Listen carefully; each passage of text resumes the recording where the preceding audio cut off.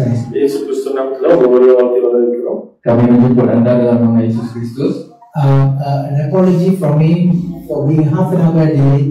I did the praise and worship.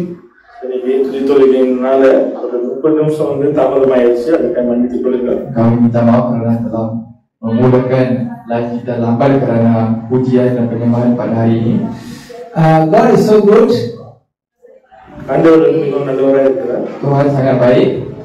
Today we are going to finish our last session for the series called Christ the Word. இன்னைக்கு அந்த ஒரு பாடங்களை பார்த்து கொண்டிருக்கோம். பாடத்தின் தலைப்பு என்னன்னா கிறிஸ்து அந்த வார்த்தை. இன்னைக்கு அதோட கடைசி பாகமா இருக்குது. Sebelum ini kita sedang melihat sebuah series yaitu Yesus Firman itu. Hari ini adalah konklusi bagi series itu. Okay, the subtitle or the topic for today will be Releasing the Glory of God. என்னுடைய தலைப்பு என்னன்னா தெய்வ மகிமையை வெளிப்படுத்துதல். அதை குறித்து நம்ம பார்ப்போம். Tajuk kita pada hari ini adalah menunjukkan kemuliaan Tuhan. Let's rise for the reading of the word from the book of John, chapter 1, verse 14. எழுதினேக்கு நம்ம யோவான் 1வது அதிகாரம் 14வது வசனத்தை எடுத்து வாசிப்போம். Mari kita semua berdiri untuk membaca ayat firman Tuhan dari buku Yohanes 1 ayat 14. Bahasa Inggris, I read in English, you can follow after me. And the word was made flesh And the word was made flesh and dwelt among us. and dwelt among us. And beheld his glory, And beheld his glory, the glory as the glory as of the only begotten of the Father, of the only begotten of the Father, full of grace and truth. full of grace and truth. Bahasa Tamil. தமிழ்ல வாசிப்போம். யோவான் 1வது அதிகாரம் 14வது வசனம்.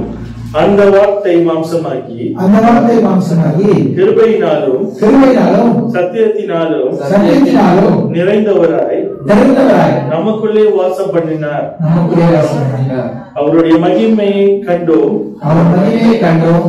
அது பிதாவுக்கு ஒரே பேரானவருடைய அது பிதாவுக்கு ஒரே பேரான குமாரனுடைய மகிமைக்கு ஏற்ற மகிமையாகவே இருந்தது. ஏற்ற மகிமையாகவே இருந்தது. Yohanes 1:14. Firman itu telah menjadi manusia, Firman itu telah menjadi manusia dan diam di antara kita, dan diam di antara kita, dan kita telah melihat dan kita telah melihat kemuliaannya, yaitu kemuliaan yaitu kemuliaan yang diberikan kepadanya yang diberikan kepadanya sebagai anak tunggal, sebagai anak tunggal, penuh kasih karunia dan kebenaran. penuh kasih karunia dan kebenaran. Amin. Amin. Let's pray. Only in English. Father, thank you for this word. Pray that you will continue to teach and speak, and your word go in boldness and excellence and unhindered and unchecked by your forces. In Jesus' name, Amen. Amen. Amen. Okay, boleh duduk. Everybody, please be seated. அமர்ந்து கொள்ளுங்கள். So I think I want to review. We have been talking this series called Christ the Word, which is a 4-part series. So இந்த பாடங்களை நம்ம பார்த்து கொண்டிருக்கோம். என்ன பாடம்னா கிறிஸ்து அந்த வார்த்தை. அதுல 4 பகுதிகள் இருக்கு. இந்த 4 பகுதியும் நம்ம பார்க்கிறோம். Okay, kita sedang melihat sebuah siri yang bertajuk Yesus Firman itu. Ada 4 bahagian dalam siri tersebut. So kita akan melihat segala bahagian di dalam siri ini. The first part is receiving grace and grace of Jesus Christ. So முதலாவது பாடம் என்னன்னா இயேசு கிறிஸ்துவின் கிருபையை நம்ம பெற்றுக்கொள்கிறோம். Ya, bahagian pertama adalah menerima kemuliaan Yesus Kristus. The second part is living in truth. So இரண்டாவது பாகம் உண்மையை சத்தியத்துல வாழ்கிறது. Bahagian kedua adalah hidup dalam kebenaran. The third part is receiving the word. So மூன்றாவது பாகம் வார்த்தையை பெற்றுக்கொள்கிறது. Bahagian yang ketiga adalah menerima firman Tuhan. And the last one today is releasing the glory of So God. நான்காவது பாகம் இன்னைக்கு தேவனுடைய மகிமையை வெளிப்படுத்துகிறது. Dan bahagian yang keempat adalah membebaskan ataupun menunjukkan kemuliaan Tuhan. Okay, we have finished that on the 1st July, 15th July and 22nd July. We have finished all this. You can check it from the Facebook. The recording is there. Okay, July 1ஆம் தேதி, ஜூலை 15ஆம் தேதி, இன்னைக்கு ஜூலை 22ஆம் தேதி நம்ம இந்த பாடல்களை பார்த்து முடிக்கிறோம். Untuk pengetahuan anda, 3 bahagian ini kita sudah dibincangkan pada 1 Julai 2023. Bahagian yang kedua dibincang pada 15 Julai dan pada 22 Julai kita akan bicara pasal bahagian yang keempat. Okay, ini adalah bagian terakhir. This is the last part. Okay, so I don't want to go for the last part. Let me come to the today's part, which called as releasing the glory of God. இன்னைக்கு தேவனுடைய மகிமையை வெளிப்படுத்துகிற அந்த பாகத்தை குறித்து நம்ம பார்ப்போம். Jadi hari ini kita akan terus mendengar khutbah mengenai cara untuk menunjukkan kemuliaan Tuhan. Releasing the glory of God does not take anything of your effort. It is just automatically happens when God is pleased with you. So தேவனுடைய மகிமையை வெளிப்படுத்துகிறது நம்ம ஒரு காரியத்தை செய்து அதை வெளிப்படுத்தணும்னு சொல்ல முடியாது. எப்ப வந்து தேவன் நம்ம மேல வந்து சந்தோஷமா இருக்கிறாரோ பிரியமா இருக்கிறாரோ அவரே அந்த மகிமையை வெளிப்படுத்த ஆரம்பிப்பார். Jadi menunjukkan kemuliaan Tuhan ini kita tidak dapat paksa ataupun kita tidak buat melalui kuasa kita sendiri, tetapi perkara itu akan berlaku apabila Tuhan bergembira di atas kita. Glorification is a work of the Holy Spirit. Holy Spirit will glorify whoever does the work properly. மகிமை படுத்துகிறது நம்மளுடைய வேலையில பரிசுத்த ஆவியானவருடைய வேலை. எந்த யார் வந்து தேவனுடைய காரியத்தை செய்கிறார்களோ அவர்களே பரிசுத்த ஆவியானவர் மகிமைப்படுத்துவார். Kita perlu tahu bahwa kerja untuk menunjukkan kemuliaan Tuhan bukanlah kerja kita, tetapi kerja itu adalah kerja Roh Kudus. Jadi bagi sesiapa yang Roh Kudus merasakan bahagia ataupun gembira dengannya, barulah kemuliaan Tuhan dapat ditunjukkan melalui orang tersebut. Romans chapter 8 verse 30 says, moreover, whom he has predestinated, them he has called, and whom he has called, he also justified, and whom he has justified, them he also glorified. ரோமர் 8:30 வசனத்துல என்ன பண்றதுன்னா, எவர்களை முன் குறித்தாரோ அவர்களை அழைத்தும் இருக்கிறார், எவர்களை அழைத்தாரோ அவர்களை நீதிமான்களாய் ஆக்கியிருக்கிறார், எவர்களை நீதிமான்களாக்கினாரோ அவர்களை மகிமைப்படுத்தியும் உள்ளார். Dalam Roma 8 ayat 30 berkata, dan mereka yang ditentukannya dari semula, mereka itu juga dipanggilnya, dan mereka yang dipanggilnya, mereka itu juga dibenarkannya, dan mereka yang dibenarkannya, mereka itu juga dimuliakannya. The glorification is an end product of your calling. So மகிமைப்படுத்தப்படுகிறது நம்மளுடைய அழைப்பின் கடைசி பாகம். Okay, menunjukkan kemuliaan itu adalah bahagian terakhir ataupun hasil daripada panggilan yang Tuhan telah berikan. If you do not know what is your calling and you do not stick in the right calling, glorification will not come. So நம்மளுடைய அழைப்பு வந்து என்னன்னு சொல்லிட்டு நம்ம அறியாம இருந்தோம்னா, அதனால வேற ஏதாவது ஒரு அழைப்பு செய்து கொண்டிருந்தோம்னா அந்த மகிமைப்படுத்தப்படுகிறது கண்டிப்பா வராது. Kalau tidak tahu panggilan kita ataupun kerja yang kita sepatutnya buat, kemuliaan Tuhan tidak dapat ditunjukkan melalui diri kita. Many Christians stuck with grace. Every time they come to church, they stuck with grace. They always say Jesus is forgiving, Jesus is forgiving, next week come forgiving, next the following week come forgiving, take Holy Communion, the following week come forgiving, take Holy Communion, the following week come forgiving. They are stuck with grace. Many Christians stuck with that. அநேக கிறிஸ்தவர்கள் இதனால ஒரு கிருபையில வந்து மாட்டிக்கொண்டிருக்காங்க. சோ ஒரு காரியத்தை வந்து செஞ்சுட்டு தேவனிடத்துல மன்னிப்பு கேட்டு பரிசுத்த பந்தியில பங்கெடுத்து அதே மாதிரி அடுத்த வாரமும் வந்து அடுத்த வாரமும் வந்து அப்படியே வந்து அவங்க ஒரு கிருபையிலே வந்து வாழ்ந்து கொண்டிருக்காங்க. Hari ini banyak umat Kristian yang tersekat di dalam sebuah sistem di mana dipanggil sebagai kasih karunia. Mereka mengharapkan kasih karunia Tuhan untuk membuat segala dosa.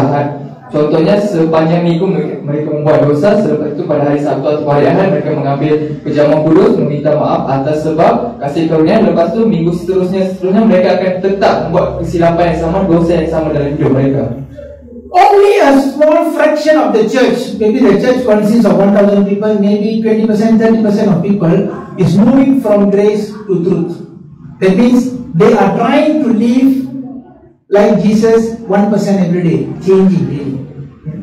இந்த சபையில வந்து 1000 பேர் இருக்காங்கன்னா அது ஒரு 10% 20% ஜனங்கள் மாத்திரமே அவங்க வந்து அந்த கிருபையில வாழாதபடிக்கு அவங்க சத்தியத்துல வந்து வாழும்படியாய் அவங்க அனுதினமும் எப்படியாவது இயேசு கிறிஸ்து போல 1% மாறணும் அப்படின்னு கொஞ்சம் கொஞ்சமா மாறணும்னு சொல்லிட்டு ஆசைப்படுகிற ஜனங்களா இருக்காங்க. Tapi hanya sebahagian sahaja daripada orang persekutuan yang cuba untuk menjadi seperti Yesus, hidup dalam kebenaran, cuba untuk mengubah hidup mereka 1% setiap hari.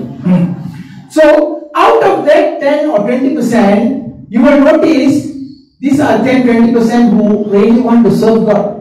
They have the burden to serve God. That's why they want to change. Those people who don't want to serve God, they don't want to change. They want to live in their own life. They enjoy living there. Okay? But those people who want to serve God, is 20-30%, they will try to change. This is the call as ministers or leaders. அந்த 10-20% ஜனங்கள் மாத்திரமே அவங்க தேவனை வந்து பிரியப்படுத்தணும், தேவனுக்காக காரியத்தை செய்யணும், ஊழியத்தை செய்யணும்னு சொல்லிட்டு அவங்க முன்பாய் வந்து எல்லா காரியத்தையும் அனுதினமும் 1% வந்து நான் மாறணும்னு சொல்லிட்டு அப்படி பிரியப்படுவாங்க. மற்றவர்கள் வந்து எப்படின்னா அவங்க நான் வாழ்ற மாரியே வந்து வாழ்ந்துட்டு எனக்கு கிருபையிலேயே வந்து வாழ்ந்துட்டு போயிடுறேன் அப்படின்னு சொல்லிட்டு அவங்க எண்ணிக்கொண்டு இருப்பாங்க. Tetapi seperti yang diceritakan tadi, hanya sebahagian saja yang betul-betul berminat, yang mempunyai kesungguhan untuk menyembah Tuhan, untuk membuat pelayanan Tuhan. Mungkin kita dapat lihat dalam bahagian 10% ataupun 20% sahaja daripada ahli gereja yang bersungguh-sungguh. Tetapi saudara kita yang lain cuba untuk hidup di dalam kasih karunia Tuhan, untuk membuat kesilapan sama dan datang meminta maaf pada setiap minggu. Okay. So when I go to the third phase, the amount of people is reducing now from 20%, from 40% to 20%, 10%. Now it's reducing to 10% and 5%. 10% and 5% now trying to find out what is in the heart of the Father for their life. அந்த மூணாவது பகுதியில இருந்து நம்ம பார்க்கிற வேலையில அந்த 10% ஜனங்க அந்த மூன்றாவது பகுதியில இன்னும் வந்து குறைந்து 5% இல்லைன்னா வந்து 6% அது மாதிரி தான் வந்து இருப்பாங்க. அவங்களுடைய ஆசை பிரியம் வந்து எப்படியா இருக்குன்னா, தேவனுடைய இருதயத்துல வந்து என்னதான் வந்து அவர் யோசிக்கிறார், என்ன காரணம் இருக்குன்னு சொல்லிட்டு அதை குறித்து அவங்க பிரச்சனையா இருப்பாங்க.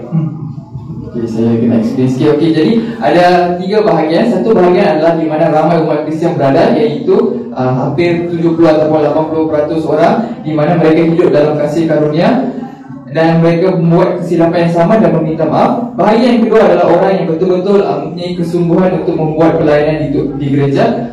Orang sebegitu hanyalah 20 ataupun 30%. Tapi bahagian yang ketiga di mana setengah orang, hanya 5 atau 10% sahaja orang yang betul-betul ingin mencari panggilan dalam hidup mereka, yang betul-betul mencari Tuhan untuk mengetahui panggilan dalam diri mereka. The last part is where many of the ministers of God are stuck. The last part, the third part. இந்த மூன்றாவது பகுதியில தான் அநேக தேவனுடைய ஊழியக்காரர்கள் நீங்க மாட்டிக்கொண்டிருக்காங்க. Dalam bahagian terakhir inilah ramai pendeta ataupun ramai penginjil yang tersekat di situ. Many of the ministers of God, they don't have specialization. They say, I'm a pastor. What type of pastor are you? They say, I'm an evangelist. What type of evangelist are you? They say, I'm whatever calling the fivefold ministry. God is asking you to find out what is a specific calling. So அநேக ஊழியக்காரர்கள், அநேக போதகர்கள் வந்து சொல்லுவாங்க, நான் வந்து ஒரு போதகர். So அப்படி நீங்க ஆனா தேவன் என்ன கேட்கிறாருன்னா, நீங்க போதகர்னா என்ன மாதிரி போதகர், என்ன வந்து நம்மளுடைய ஒரு தனித்துவம் வந்து என்ன, ஸ்பெஷாலிட்டி வந்து என்னன்னு சொல்லிட்டு தேவன் வந்து இன்னைக்கு நம்ம பார்த்து கேட்கிறார். நீங்க வந்து நம்ம ஒரு சுவிசேஷகரா இருக்கோமா, நம்மளுடைய என்ன மாரி சுவிசேஷகர், என்ன நம்மளோட தனித்துவம், அதை வந்து நம்ம ஆராய்ந்து பார்க்க வேண்டும். அதே போல இந்த 5 விதமான ஊழியர்களுக்கு எந்த ஊழியத்தை செய்தாலும் அது நம்மளோட தனித்துவம் நம்ம அறிந்து நம்ம செய்கிற ஜனங்களா இருக்கு. Seperti yang diceritakan tadi, 3 bahagian. Bahagian yang ketiga itu ramai tersekat kerana mereka secara umumnya kata saya ini penginjil, ataupun saya ini pengkhotbah, ataupun saya ini rasul. Tetapi apa jenis rasul yang kamu ada? Keistimewaan awak di situ. Kerasulan kamu, keistimewaan apa special? Okay, apa keistimewaan kamu sebagai seorang rasul? Apa keistimewaan kamu sebagai seorang penginjil? Jadi ramai orang yang tidak tahu keistimewaan mereka di dalam panggilan mereka. If you notice, those people who are having big blessings and miracles, signs and wonders, and God is blessing them, they are good. You notice, they are not doing many things. They are only doing a simple thing, and only that they are doing. They are not doing everything. So அநேகர் வந்து அற்புதங்கள் அடையாளம் செய்கிற தேவனுடைய ஊழியக்காரர்கள் வந்து நம்ம பார்த்தோம்னா, ஸோ அவங்களுடைய வாழ்க்கையில அவங்க ஊழியத்துல அவங்க ஒரே ஒரு காரியம், நிறைய காரியம் வந்து செய்ய மாட்டாங்க. ஒரே காரியத்தை மறுபடியும் வந்து அவங்க செய்து கொண்டிருப்பாங்க. அவங்க செய்கிற வேலையில தேவன் அற்புதங்கள் அடையாளங்கள் செய்ய ஆரம்பிப்பாங்க. Jadi kalau kita lihat dalam kehidupan penginjil, ramai yang cuba membuat mukjizat, memberi kesembuhan kepada orang, tetapi bila kita lihat dalam diri mereka apabila mereka melayani Tuhan, mereka membuat perkara yang sama berulang-ulang kali. Tiada keistimewaan di situ. No, you are saying wrong. Sorry ya. Many ministers, ramai penginjil, pendeta, apa-apa prophet semua, dia tak ada satu keistimewaan. Dia tak ada keistimewaan. Dia cakap saya pastor general, saya evangelist general. Kalau you general, Tuhan tidak boleh menggunakan kamu kerana Tuhan tak boleh mengglorifikan kamu. Sebab apa? Kamu tak ada area of specialty untuk menyinar. Itu yang maksud saya. Kita minta maaf, sorry. Okay, so if you are a prophet, what type of prophet are you? நீங்க நம்ம தீர்க்கதரிசியா இருந்தோம்னா எப்படிப்பட்ட ஒரு தீர்க்கதரிசி? Hari ini kalau kita seorang pengkhotbah, apakah jenis pengkhotbah, apa kelebihan kita? It's not pengkhotbah, prophet. If you are a prophet, Bible prophet. Kalau kamu nabi, ya, jenis nabi apa adalah kamu? Okay. If you look at Jeremiah is a weeping prophet.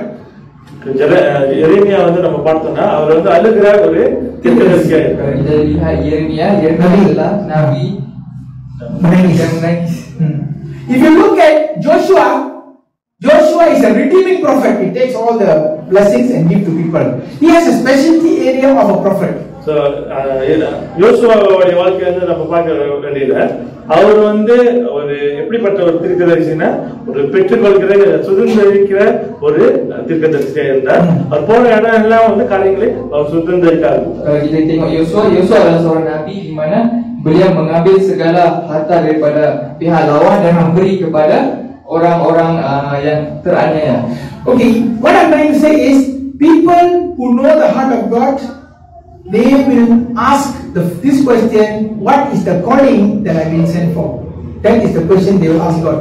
இன்னைக்கு நம்ம வந்து எப்படிப்பட்ட கேள்வி வந்து நம்ம கேட்போம்னா, அதுவே நீ எனக்கு வைத்திருக்கிற அழைப்பு வந்து என்னன்னு சொல்லிட்டு நம்ம தேவனை நம்ம கேட்க ஆரம்பிப்போம். Jadi persoalan yang kita akan tanya adalah, Tuhan, apakah panggilan yang tertentu yang kamu telah letak dalam hidup saya? Those people who know their exact calling from the womb of their mother or the creation of the earth, they are the one God will glorify. God will not glorify everybody. So தேவன் வந்து இப்படிப்பட்ட ஜனங்களை நபரை வந்து மகிமைப்படுத்துவார்னா, தாயின் கருவிலே வந்து நம்மளுடைய அழைப்பு வந்து என்ன அப்படின்னு சொல்லிட்டு நம்ம அறிந்து அதை செய்கிற ஜனங்களை தேவன் மகிமைப்படுத்துவார். Siapakah orang yang Tuhan akan memuliakan?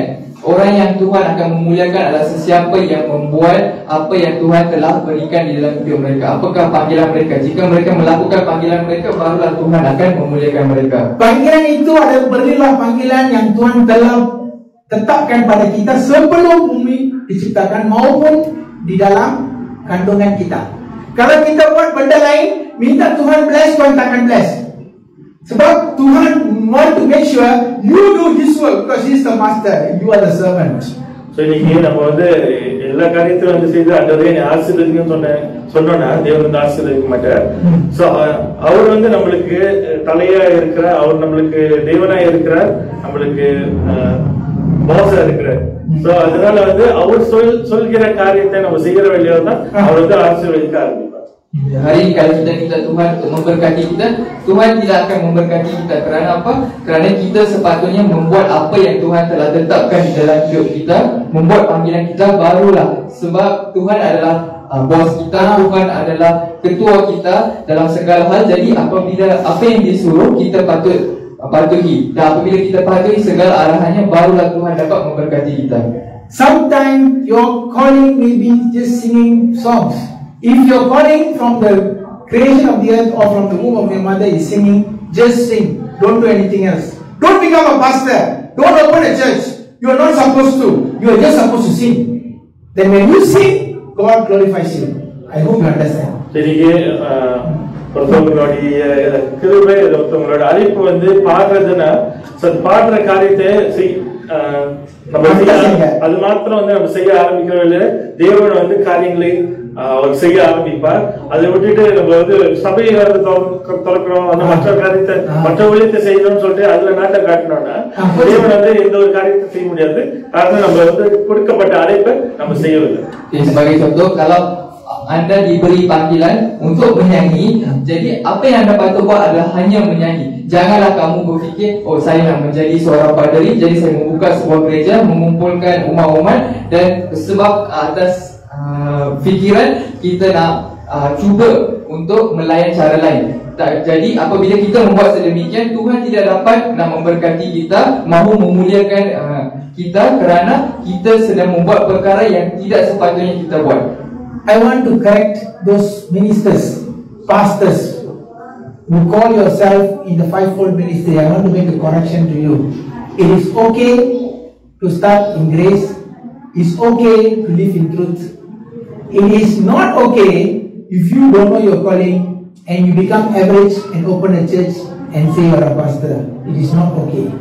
நீங்க கேட்டுக்கொண்டிருக்கிற போதகர்களுக்கு நான் வந்து ஒரு காரியத்தை வந்து சொல்றது என்னன்னா, நம்ம கிருபையில வந்து வாழ்றது பரவாயில்ல, ஒரு சத்தியத்துல வந்து வாழ்றது பரவாயில்ல. ஆனா ஒரு ஊழியத்தை செய்யற வேலையில நம்ம ஏதோ ஒரு ஊழியத்தை நான் எடுத்து செய்யறேன், ஒரு காரியத்தை வந்து செய்யறேன்னு சொல்லிட்டு ஏனோ வந்து செய்யறது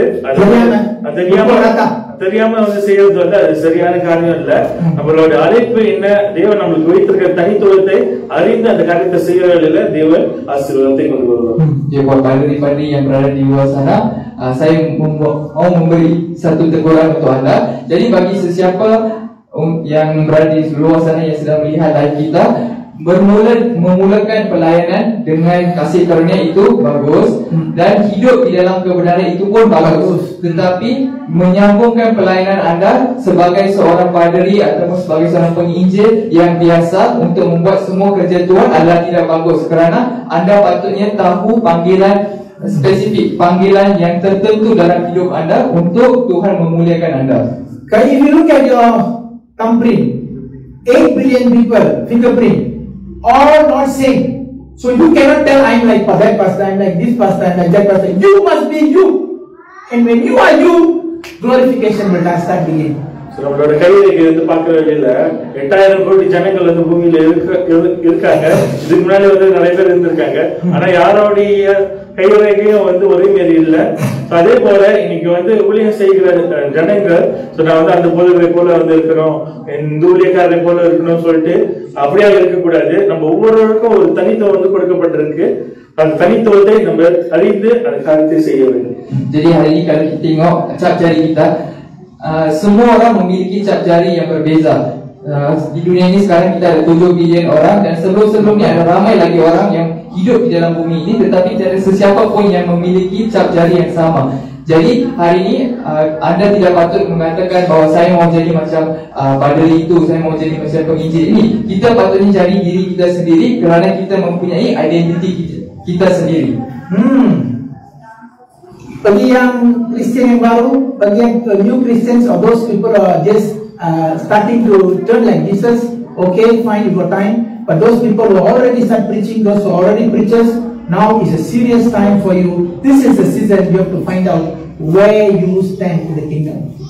So நீங்க உயிரா வந்து தேவனை வந்து ஏற்றுக்கொண்டு வந்தீங்கன்னா, இப்பதான் வந்து முட்டி போட ஆரம்பிச்சிருக்கீங்கன்னா பரவாயில்ல, கிருபையில வந்து வாழ்றது பரவாயில்ல. ஆனா ஊழியம் செய்து கொண்டிருக்கிறவர்கள் அநேக காலங்கள் வந்து கிறிஸ்துவர்களா வாழ்ந்து கொண்டிருக்க தேவனுக்கு ஒரு காரியத்தை வந்து செய்து கொண்டிருக்கோம் சொல்லிட்டு யோசிச்சு கொண்டிருக்கிறவங்க இன்னைக்கு ஒரு முக்கியமான ஒரு காலகட்டத்துல இருக்கும். இந்த காலகட்டத்துல நம்மளோட அழைப்பு வந்து என்ன அப்படி தெரிந்து தேவனுடைய ராஜ்யத்துல நம்மளுடைய நிலை வந்து என்னன்னு சொல்லிட்டு நம்ம அறிந்து ஊழியத்தை செய்கிற ஜனங்களா இருக்கிறோம். Bagi siapa yang baru saja menerima Yesus Kristus, baguslah kamu untuk mengidolakan Yesus, untuk hidup dalam kasih karunia, untuk belajar seperti dia. Tetapi bagi sesiapa yang sudah memulakan pelayanan, yang sudah berkhutbah, yang sudah menginjil, yang sudah membuat kerja-kerja Tuhan, anda perlu mula untuk mengetahui apakah panggilan yang tertentu dalam hidup anda. Glorification bermaksud the glorification process only comes for those who know their calling. Today check your calling. மகிமைப்படுத்தப்படுகிறது தேவனோட கொடுத்த அழைப்பை வந்து செய்கிறவர்களுக்கு மாத்திரம்தான். அதனால இன்னைக்கு நம்மளோட அழைப்பு என்ன, அந்த அழைப்பை நம்ம செய்து கொண்டிருக்கோம்னு சொல்லிட்டு நம்ம ஆராய்ந்து பார்க்க வேண்டும்.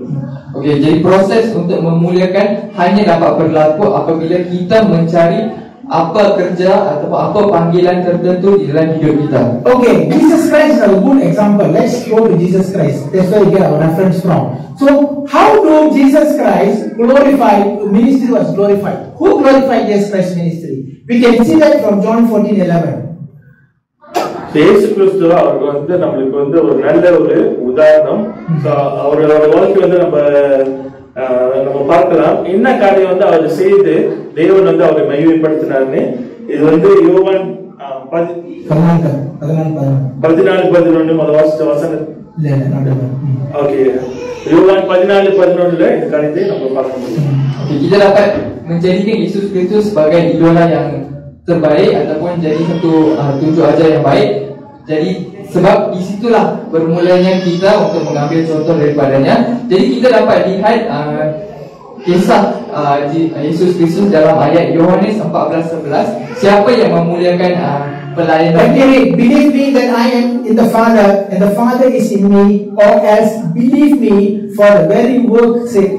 யோவான் 14வது அதிகாரம் 11வது வசனம். நான் பிதாவிலும் பிதா என்னிலும் இருப்பதை நம்புங்கள். அப்படி இல்லாவிட்டாலும் என் கிரியைகள் நிமித்தமாவது என்னை நம்புங்கள். Percayalah padaku bahwa aku di dalam Bapa dan Bapa di dalam aku, atau setidak-tidaknya percayalah kerana pekerjaan-pekerjaan itu sendiri. Heaven make miracle not because you pray for a miracle. Heaven make miracle to confirm to the world that Jesus Christ is in you. இன்னைக்கு நம்ம வந்து கேட்டதுனால வந்து பரலோகம் வந்து நம்மளுக்கு ஒரு அற்புதத்தை செய்யல. இன்னைக்கு நம்மளுக்குள்ளார இருக்கிற இயேசுவை வந்து வெளிப்படுத்தணும், மகிமைப்படுத்தணும்னு சொல்லிட்டு தான் பரலோகம் அற்புதங்கள் அடையாளங்களை செய்யும். Hari ini syurga membuat mukjizat bukan kerana kita meminta, tetapi syurga membuat mukjizat itu untuk memuliakan Yesus Kristus. The idea of miracle, the ideas of signs and wonders is not for us to enjoy. The idea of signs and wonders is to bring the kingdom of God on this earth and let people see. That's the idea. So இன்னைக்கு நம்ம ஒரு அற்புத அடையாளம் வந்து நம்ம செய்து பார்த்து சந்தோஷப்படுறதுக்கு வந்து அந்த அற்புத அடையாளம் கொடுக்கப்படல. இன்னைக்கு அந்த அற்புத அடையாளம் வந்து நடக்கிற வேலையில பரலோக ராஜ்யம் வந்து பூமிக்கு வந்து இறங்கி வரத்துக்கு அந்த அற்புத அடையாளங்கள் கொடுக்கப்பட்டிருக்கு. Hari ini membuat mukjizat dan memberi kesembuhan itu bukanlah satu perkara untuk kita berseronok, tetapi tujuan utama kita membuat sedemikian adalah untuk membawa kerajaan Tuhan ke bumi dan menunjukkannya kepada orang-orang yang berada di bumi. Without the miracle, people cannot see the kingdom coming down. So miracle, signs and wonders is a confrontation between the light and the darkness. When the light and darkness come together, there will be a confrontation, a fight, and that's where the miracle takes place. இன்னைக்கு அந்த அற்புத அடையாளங்கள் வந்து நடக்கிற வேலையில அந்த இருளும் அந்த வெளிச்சமும் வந்து மோதி ஒரு போராட்டம் வந்து வருகிற வேலையில தான் அந்த அற்புத அடையாளங்கள் நடக்குது. Jadi hari ini mukjizat berlaku apabila kerana ada sebuah pertempuran untuk kerajaan cahaya dan kerajaan kegelapan, dan apabila pertempuran itu berlaku, jadi terhasillah sebuah pergelutan. Jadi jawapan daripada pertempuran itu adalah mukjizat. So when you see the prophets or even Jesus, wherever he go, the devil scream. The devil say, "Son of the living God, why you come here?" You understand? The devil is, Jesus never goes to say, "Go away, devil." Jesus never say that. Jesus just come only. Now he is coming only. The devil is already shouting, "Ah! Leave me alone. Why you come here?" Understand? சரி, இன்னைக்கு இயேசு கிறிஸ்து அவர் வந்து ஒரு இடத்துக்கு வந்து போற வெளியில அங்க இருக்கிற பிசாசுலாம் வந்து அழுகுது. அவர் வந்து அந்த பிசாசை பார்த்து நீ போன்னு சொல்லிட்டு சொல்லல. அவர் போற வேலையிலேயே வந்து எல்லா பிசாசும் வந்து அலறி கொண்டிருக்கு. Kalau kita tengok dalam kehidupan Yesus Kristus, di mana-mana Yesus Kristus pergi, syaitan dan iblis akan menjerit ketakutan. Kenapa kamu datang di sini, anak Tuhan? So kita dapat lihat di mana mukjizat itu berlaku apabila terdapat pergelutan antara cahaya dan juga kegelapan. The light of Jesus Christ, when the devil see, the devil say, "Now we got to fight." So he's trying to manifest himself, finally fail, and then go away. Sickness go away. When you are in the presence of God, when you are in the light of God, sickness must go automatically without prayer. இயேசு கிறிஸ்து அவர் வந்து வெளிச்சமா இருப்பதனால அவர் அந்த இடத்துக்கு வந்து போற வழியிலேயே அந்த பிசாசு வந்து இப்ப வந்து நான் போராடி ஆகணும்னு சொல்லிட்டு தேவன் இடத்துல வந்து போராடி அது தோத்து போய் அதனால வந்து போற வேலையில தான் அந்த சுகம் நடக்குது. எல்லா அற்புதங்கள் அடையாளங்களும் நடக்க ஆரம்பிக்கிறது. அந்த அந்த சண்டையோடைய பதில் தான் வந்து அந்த அற்புதங்கள் அடையாளங்கள். இன்னைக்கு வந்து நம்மளும் வந்து ஒரு இடத்துக்கு வந்து போற வேலையில அப்படிப்பட்ட காரியங்கள் நடக்க ஆரம்பிக்க வேண்டும். Disebabkan Yesus Kristus melambangkan cahaya, sebuah cahaya. Jadi di mana-mana dia pergi akan datangnya pertempuran jika iblis ataupun syaitan berada di situ. Jadi apabila Yesus Kristus pergi kepada orang yang sakit, syaitan itu mula untuk menjerit kerana ada pertempuran yang berlaku di sana, ada pergulutan yang berlaku, dan hasil daripada pergulutan itu barulah orang itu dibebaskan, disembuhkan, dan segala mukjizat berlaku di situ. I'm not talking about the cult bringing healing. There's also devil can do. I'm not talking about that. I'm talking about the people with the fruit of the Spirit. The fruit, love, peace, joy, patience, kindness, the fruit of the Spirit. And these people doing miracle is by the light of God. நீங்க வந்து வெளியில இருக்கிற கள்ள போதனைகளை குறித்து நான் பேசுறேன். அவங்களாலே வந்து அற்புத அடையாளம் வந்து செய்ய முடியும்னு சொல்லிட்டு அவங்க வெளிப்படுத்துறாங்க. அது குறித்து நான் சொல்ல, நான் இன்னைக்கு சொல்லுகிறது வந்து என்னன்னா, தேவனுடைய ஜனங்கள் ஆவியின் கனி வந்து அவங்க வாழ்க்கையில் இருந்து அன்பு, சந்தோஷம், சமாதானம் எல்லா ஆவியின் கனிகளும் வந்து இருந்து இப்படிப்பட்ட காரியங்களை செய்கிற ஜனங்களை குறித்து நான் சொல்லிவிட்டேன். Saya tidak menceritakan mengenai orang-orang yang mengamalkan ajaran sesat, sebab di dalam ajaran sesat juga ramai yang boleh menggunakan kuasa syaitan untuk membuat mukjizat. Tetapi saya sedang menceritakan tentang orang-orang yang memiliki buah karunia, untuk membuat mukjizat, dan orang-orang yang berada di dalam hadirat Tuhan. To put it in a nutshell, my message today: if you are in knowing your calling, you must be releasing miracle to everybody. If you are not releasing miracle to anyone, means to say you are still under number 2, you never progress to number 3. From truth, you never go to the knowing the word of God or your calling. சரி, நம்ம ஒரு இடத்துல வந்து போன வழியில தானாவே வந்து அற்புதங்கள் அடையாளங்கள் நடக்க வேண்டும், காரியங்கள் எல்லா காரியங்களும் நடக்கணும்.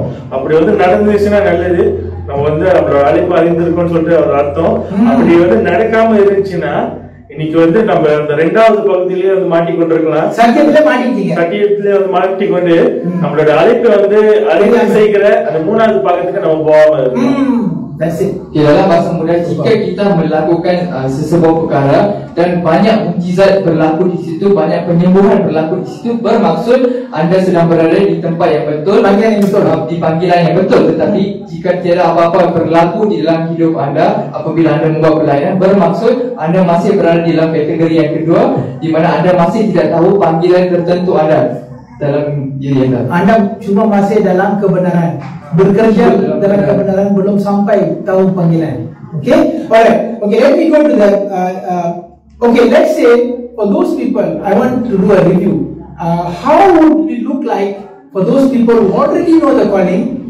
What exactly they are doing? What exactly they must do? இன்னைக்கு அவங்களோட அழைப்பை அறிந்தவர்கள் என்ன காரியத்தை செய்து கொண்டிருக்காங்க, என்ன காரியம் செய்யணும்னு சொல்லிட்டு நம்ம பார்ப்போம். Jadi bagi sesiapa yang sudah mengetahui apa panggilan tertentu di dalam hidupnya, dalam hidup mereka, apa yang mereka patut buat dan apa yang mereka patut laksanakan. We have to look from Jesus, nobody else. Jesus is the only example, the best example you can give. So இயேசு கிறிஸ்து வாழ்க்கையை தான் வந்து நம்ம பார்க்க முடியும். காரணம் இயேசு கிறிஸ்து தான் வந்து ஒரு பரிபூர்ணமான ஒரு நல்ல ஒரு உதாரணம் நம்ம வந்து பின்பற்ற முடியாது. Jadi kita perlu lihat kepada kehidupan Yesus Kristus kerana dialah contoh terbaik untuk kita semua. How Jesus released the glory, the miracle is by 2 ways. இயேசு கிறிஸ்து எப்படியா வந்து அவருடைய அற்புதங்களை வெளிப்படுத்தினார்? 2 விதமாக. Bagaimana Yesus Kristus menunjukkan kemuliaan? Ada 2 cara. The first way is by speaking or releasing the word. முதலாவது காரியம் அவர் வந்து வார்த்தைகளை அவர் அறிக்கை செய்தார். Yang pertama adalah apabila beliau mengatakan ataupun melafazkan perkataan ataupun ayat. The second way Jesus Christ bring glorification to the kingdom of God is by contact, by touching the people or by some physical touch. இரண்டாவது காரியம் வந்து அவர் இயேசு கிறிஸ்து செய்தது, அவர் வந்து அந்த ஜனங்களை வந்து தொட்டு தேவனுடைய மகிமையை வெளிப்படுத்தினார். இல்லாட்டா அவருக்கு ஒரு கிரியை செய்து அவருடைய மகிமையை வெளிப்படுத்தினார். Dan cara yang kedua, macam mana Tuhan membuat Yesus Kristus menunjukkan kemuliaannya adalah melalui sentuhan Tuhan, melalui sentuhan ataupun menciptakan sesuatu dan menghembuskan nafas. I teach you the method today. Today you're going to learn how to make miracle. If you are in the third level, you know, second level, first level, sorry, this is not for you. But if you're in the third level, this is how you should do, what you should do. Okay, I'm going to teach today. இன்னைக்கு நம்ம மூணாவது பகுதியில வந்து இருக்கிறோம்னு சொல்லிட்டு நம்ம நம்பணும்னா இந்த சத்தியம் வந்து உங்களுக்கு பிரயோஜனமா இருக்கும். ஒன்னாவது பகுதியில ரெண்டாவது பகுதியில இருந்தீங்கன்னா இது வந்து உங்களுக்கு பிரயோஜனம் இல்லாமல் இருக்கலாம். Jadi bagi siapa yang berada di dalam kategori yang ketiga, yang anda merasa anda sudah berada di situ, maka khutbah ini adalah bermanfaat untuk anda. Tetapi bagi sesiapa yang berada di dalam bahagian pertama ataupun yang kedua, mungkin khutbah ini tidak akan memberi manfaat kepada anda. Okay, Matthew chapter 9 verse 35 say, and Jesus went about all the cities and villages, teaching in their synagogues, preaching the gospel of the kingdom, and healing every sick and every disease among the people. மத்தேயு 9வது அதிகாரம் 35வது வசனம், பின்பு இயேசு சகல பட்டணங்களையும் கிராமங்களையும் சுற்றி நடந்து ஜெப ஆலயங்களில் உபதேசித்து ராஜ்யத்தின் சுவிசேஷத்தை பிரசங்கித்து ஜனங்களுக்கு உண்டாயிருந்த சகல வியாதிகளையும் சகல நோய்களையும் நீக்கி அவர்களை சுத்தமாக்கினார். Matius 9 ayat 35. Demikianlah Yesus berkeliling ke semua kota dan desa. Dia mengajar dalam rumah-rumah ibadat dan memberitakan Injil Kerajaan Syurga serta melenyapkan segala penyakit dan kelemahan. Okay, I give you the secret first. Number one, wherever Jesus go, Jesus talk about the kingdom of heaven. He never talk about eat what, father's story, grandmother's story, no stories. He only talk about the kingdom of God. இயேசு கிறிஸ்து அவர் முதலாவது செய்த காரியம், அவர் எங்க போனாலும் தேவனுடைய ராஜ்யத்தை குறித்து அவர் பிரசங்கித்தார். அவர் வந்து தாத்தா கதை மற்ற கதைலாம் வந்து ஊசெல்லாம் வந்து அவர் பேசல. அவர் பேசினது வந்து எல்லாமே வந்து தேவனுடைய ராஜ்யத்தை குறித்து. Rahsia pertama Yesus Kristus adalah di mana-mana dia pergi ataupun di mana-mana dia menginjilkan kepada orang, dia hanya menceritakan mengenai kerajaan Bapa di surga. Dia tidak menceritakan cerita datuk dia ataupun cerita nenek dia ataupun apa yang dia makan, tetapi dia hanya memfokuskan kepada kerajaan Tuhan di surga. Number one, talk about the kingdom of heaven. Number one. முதலாவது காரியம் தேவனுடைய ராஜ்யத்தை குறித்து பேசுகிறது. Yang pertama, ceritakan mengenai kerajaan Tuhan. Number two, he had compassion over the people. He feels so sorry. He feel like as if he is the one who is sick. He feel compassion over the people. So இரண்டாவது காரியம் இயேசு கிறிஸ்து அவர் செய்தது என்னன்னா, அவர் வந்து மன உருகினார். ஜனங்களுடைய கஷ்டங்களை வந்து பார்த்து, அவருடைய நோய்களை பார்த்து மன உருக்கத்தோடு அவருக்கு நடக்கிறது போல அவர் எண்ணி அவர்களை நாடி போனார். Rahsia yang kedua adalah Yesus Kristus berasa empati kepada orang-orang yang sakit, kepada orang-orang yang dia lihat. Dia merasakan seperti dia yang memiliki penyakit itu, dia yang berada di dalam situasi itu. Number three, he groaned within himself. Such groaning, you groan from within yourself. Jesus Christ, before all his miracles, you can check from the Bible, most of the time he will groan. He will say something to himself before he does the miracle. So இயேசு கிறிஸ்து மூணாவது காரியம் வந்து அவருடைய வாழ்க்கையில வந்து நம்ம பார்க்க வேண்டிய அற்புத அடையாளம் செய்யறதுக்கு முன்பாக அவர் வந்து பெருமூச்சுகளோடு அவர் வந்து அந்த காரியத்தை வந்து அவர் நோக்கி பார்ப்பார். அந்த காரியத்தை வந்து பார்த்து அவர் வாயில வந்து அவர் பேசி அதுக்கப்புறம் தான் வந்து அந்த அற்புத அடையாளங்கள் நடக்கிறதை பார்க்கலாம். Rahsia yang ketiga adalah sebelum Yesus Kristus melakukan mukjizat, dia akan mengerang dulu di dalam dirinya, di dalam hatinya sebelum dia melakukan mukjizat itu. The last part, fourth part, he will release a word and then a miracle takes place. நான்காவது காரியம் இயேசு கிறிஸ்து செய்தது, அவர் அந்த சூழ்நிலையில ஒரு வார்த்தையை வந்து அவர் சொல்லுகிற வேளையில அந்த ஸ்பெசிபிக் வார்த்தை, பரலோகத்துல வர ஸ்பெசிபிக் வார்த்தை, அப்பா கொடுத்த வார்த்தையை சொல்லும் போது அற்புதம் நடக்கும். Okay? Alright. Dan rahsia yang keempat adalah apabila Yesus Kristus menyebutkan perkataan yang tertentu yang datang daripada syurga, yang Bapa suruh cakap kepada orang-orang. Apabila dia membebaskan perkataan itu daripada mulutnya, barulah mukjizat itu berlaku. Jesus Christ is Son of God himself. Why he need to pray? Question. இன்னைக்கு இயேசு கிறிஸ்து அவரே தேவகுமார், அவரே ஏன் ஜெபிக்கணும்? அதான் கேள்வி. Yesus Kristus adalah anak Tuhan. Kenapa dia perlu berdoa? What is he praying for? அவர் என்னத்துக்காக ஜெபிக்கிறார்? Apa yang dia berdoa? Understand? No, what is he praying for? God, give me the word that I should speak. When that word is speak, only then miracle take place. அவர் வந்து ஜெபிக்கிறதே வந்து என்னன்னா, ஆண்டவரே தகப்பனே எனக்கு வந்து அந்த வார்த்தையை வந்து எனக்கு தாரும், அந்த வார்த்தையை வந்து சொல்லுகிற வழியால தான் அற்புதங்கள் அடையாளங்கள் நடக்கும். Yesus Kristus berdoa untuk perkataan spesifik itu. Apabila Tuhan memberikan perkataan spesifik itu, barulah mukjizat itu dapat berlaku. I give you examples. I will give the text down there. You can read later, but I want to give some example. Example number 1 from Mark chapter 7. I'm just reading verse 34. Verse 34. Okay, this is about a man who is deaf and he cannot speak. They bring to Jesus for healing. Okay. Mark 7வது அதிகாரம் 34வது வசனத்தை ஒட்டி பேசுகிறேன். சோ நீங்க வந்து டெக்ஸ்ட் ஒன்னு கொடுக்கப்பட்டிருக்கு, அது வந்து நீங்க பார்க்கலாம். இந்த 34வது வசனத்துல speech deaf பொன்னை வாயுடைய ஒரு செவிடன் அப்படின்னு வந்து போடப்பட்டிருக்கு. அந்த நபரை குறித்து எப்படியா இயேசு கிறிஸ்து அவரை சுகப்படுத்துறான்னு சொல்லிட்டு இந்த 34வது வசனத்துல போடப்பட்டிருக்கு. Okey, jadi mari kita lihat sebuah contoh yang membuktikan apa yang kita cerita tadi. So kita dapat mengambil contoh daripada Markus 7 ayat 34, di mana cerita ini mengisahkan mengenai seorang yang tuli dan yang gagap. They come to Jesus Christ. Jesus Christ already prayed early in the morning. Already get a word for him.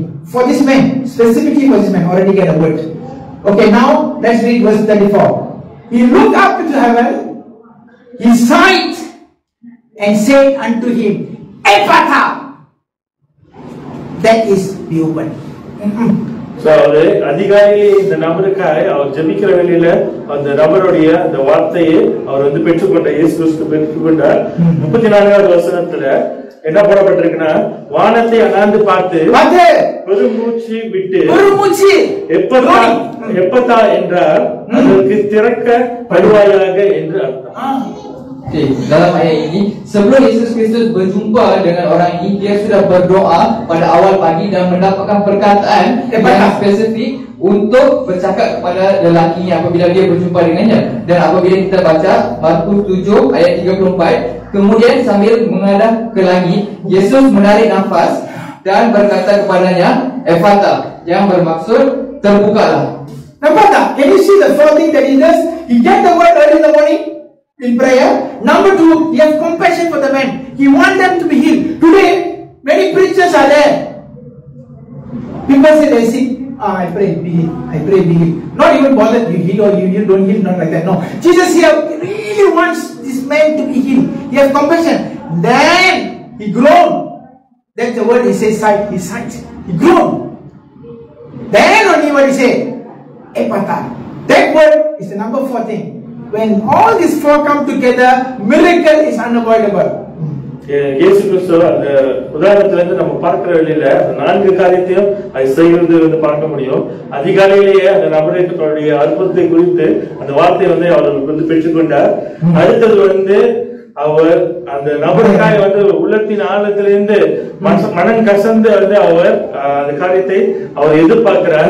நீங்க அநேக ஊழியக்காரர்கள் வந்து எப்படின்னா சீக்கா இருக்காங்களா, சுகமாக அதுக்கப்புறம் வந்து அவங்க சுகமாகும் சொல்லி அவங்க கண்டிக்க மாட்டாங்க அப்படின்னு சொல்லி அநேக ஊழியக்காரர்கள் இருக்காங்க.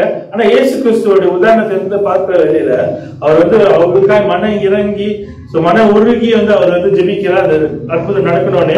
அது 2வது காரியம். 3வது காரியம், அவர் பெருமூச்சு விடுகிறதை பார்க்க முடியும். 4வது காரியம் தான் வந்து அவர் கொடுக்கப்பட்ட அந்த வார்த்தையை வந்து எப்பத்தான் சொல்ற வேலையில அந்த அற்புதங்கள் நடக்குது. எப்ப இந்த 4 காரியங்களும் வந்து சரியாக வந்து செய்யப்படுதோ அந்த அற்புதங்கள் அடையாளங்கள் தவிர்க்கவே முடியாது. Amen. Got it? You got it what I'm saying? Okay, continue.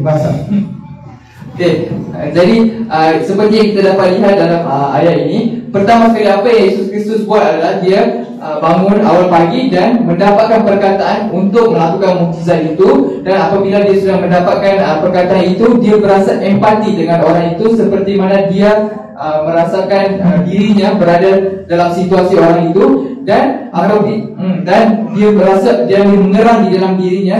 Dan apabila dia menyebutkan perkataan Ephata itu, barulah mukjizat itu berlaku dalam diri lelaki itu. Okay, faham ah? Number one, words. முதலாவது வார்த்தை. Yang pertama perkataan. Number two, compassion. இரண்டாவது வந்து மன இறங்குவது. Yang kedua empati. Number three, groaning. மூன்றாவது வந்து பெருமூச்சு விடுகிறது. Yang ketiga mengerang. Number four, releasing the word. நான்காவது வார்த்தையை விடுகிறது. All of these four comes together, miracle is unavoidable. Oh, இந்த நான்கு காரியங்களும் ஒண்ணா வர வேலையில அற்புதங்கள் தடை பண்ணவே முடியாது.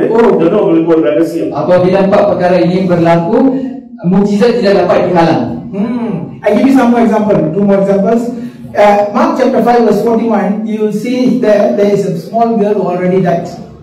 Small girl, dancer. மார்க் 5வது அதிகாரம் 41வது வசனத்துல அங்க வந்து ஒரு உதாரணத்தை வந்து பார்க்க முடியும். அங்க வந்து ஒரு சிறு பிள்ளை வந்து மரித்து போயிட்டார். Kita mari kita lihat contoh lain dalam Markus 5 ayat 41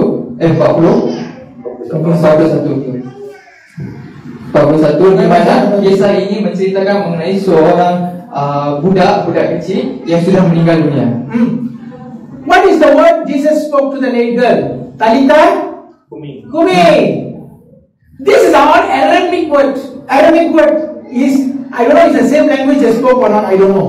But in Bible it is stated in Italy because it is something different from the other languages. They don't want to translate. They keep it that way. Talitha Kumi. That means when Talitha Kumi was released, miracle take place. The girl come to life. அந்த வசனத்துல வந்து நம்ம பார்க்கிற வெளியில அவருக்கு வந்து ஒரு வார்த்தை வந்து அவர் வந்து உபயோகிக்கிறார், தலிதா குமி அப்படின்னு சொல்லிட்டு. அது வந்து ஒரு அரேமிய வார்த்தை. அது வந்து இயேசு கிறிஸ்து அந்த பாஷையை பேசினாரான்னு தெரியல, ஆனா அவருக்கு கொடுக்கப்பட்ட அந்த வார்த்தை வந்து அதுதான். அதனால நீங்க வேதத்தை வந்து வாசிக்கிற வேலையில அது வந்து ஒரு கொஞ்சம் செங்கட்டா இருக்கும். போன் வந்து அதோட எழுத்து வந்து கொஞ்சம் செங்கட்டா இருக்கும். காரணம் வந்து அந்த வார்த்தை அவர் பயன்படுத்தின வார்த்தை, அது வந்து வேற வார்த்தை வந்து மாற்றக்கூடாதுன்னு சொல்லிட்டு. Okey, kalau kita lihat dalam ayat 41 kita dapat lihat di mana Yesus Kristus menggunakan ayat talitakum dalam bahasa Melayu, talitakum dalam bahasa Inggeris talitakumi. So apabila Yesus Kristus menyebut perkataan itu, barulah budak itu bangkit daripada kematiannya. Dan kalau kita lihat dalam Alkitab, sesetengah dalam bahasa Inggeris fontnya berbeza, di mana fontnya sengit sikit sebab mereka tidak mahu mengubah bahasa itu, sebab bahasa itu adalah bahasa Aramaik, iaitu bahasa dahulu di Israel. Dan kalau kita lihat dalam bahasa Melayu, ada pembuka dan penutup kata untuk versi bahasa Melayu. Sebab apa? Mereka tidak mahu mengubah maksudnya ataupun mahu translasikan ayat ini. Ingat perkataan ini yang mas baktali. Where does it come from? Heaven. God don't want to change. So the word is so powerful. If you don't have the word, you will not see miracle. ஏது நம்ம சபத்தானி அந்த வார்த்தை வந்து நம்மளுக்கு வந்து தெரியும். அந்த வார்த்தை வந்து பல்லவத்திலிருந்து அவர் பெற்றுக்கொண்டார். எப்ப அந்த வார்த்தையை வந்து பயன்படுத்துறோமோ அந்த அற்புதங்கள் அடையாளங்கள் நடக்க ஆரம்பிக்கும். Perkataan ini dalam Sabatani adalah perkataan di mana Yesus Kristus menyebut ketika dia sedang digantungkan di salib. Jadi perkataan itu datang daripada syurga dan Yesus Kristus tidak mahu mengubah ataupun mentranslasikan ayat itu kepada bahasa yang digunakan. Okay, here one more last example about Lazarus. This is from John chapter 11, verses 43. Okay. Okay, I read from verse 38 first. I read 38 first. Jesus Christ therefore again groaned in himself, coming to the grave. Read 38 first. யோவான் 12வது அதிகாரம் 38வது வசனம். இது வந்து லாசரஸ் அவர் மரித்து போற ஒரு சூழ்நிலையை வந்து நம்ம பார்க்க முடியும். 38வது வசனம். அப்பொழுது இயேசு மறுபடியும் தங்களுக்குள்ளே கலங்கி கல்லறையினிடத்திற்கு வந்தார். அது ஒரு குகையாய் இருந்தது. Dan dalam bahasa Melayu, mari kita baca Yohanes 11 ayat 38 dahulu. Maka sedih pula hati Yesus, lalu ia pergi ke kubur itu. Kubur itu adalah sebuah gua yang ditutup dengan batu. Tengok bahasa Malaysia saya tak nampak perkataan groaning. Groaning tu bercakap sesuatu di dalam, mengeram sesuatu di dalam. Dia mengeram. In Tamil I think you can see. Kalangi. பார்த்தீங்களா? கலங்கம்.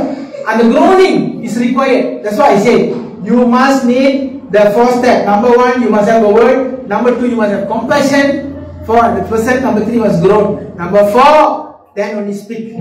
Okay, let's continue to the next verse, 43. And he said, and he spoke, and when he thus has spoken, he cried with a loud voice, Lazarus, come out.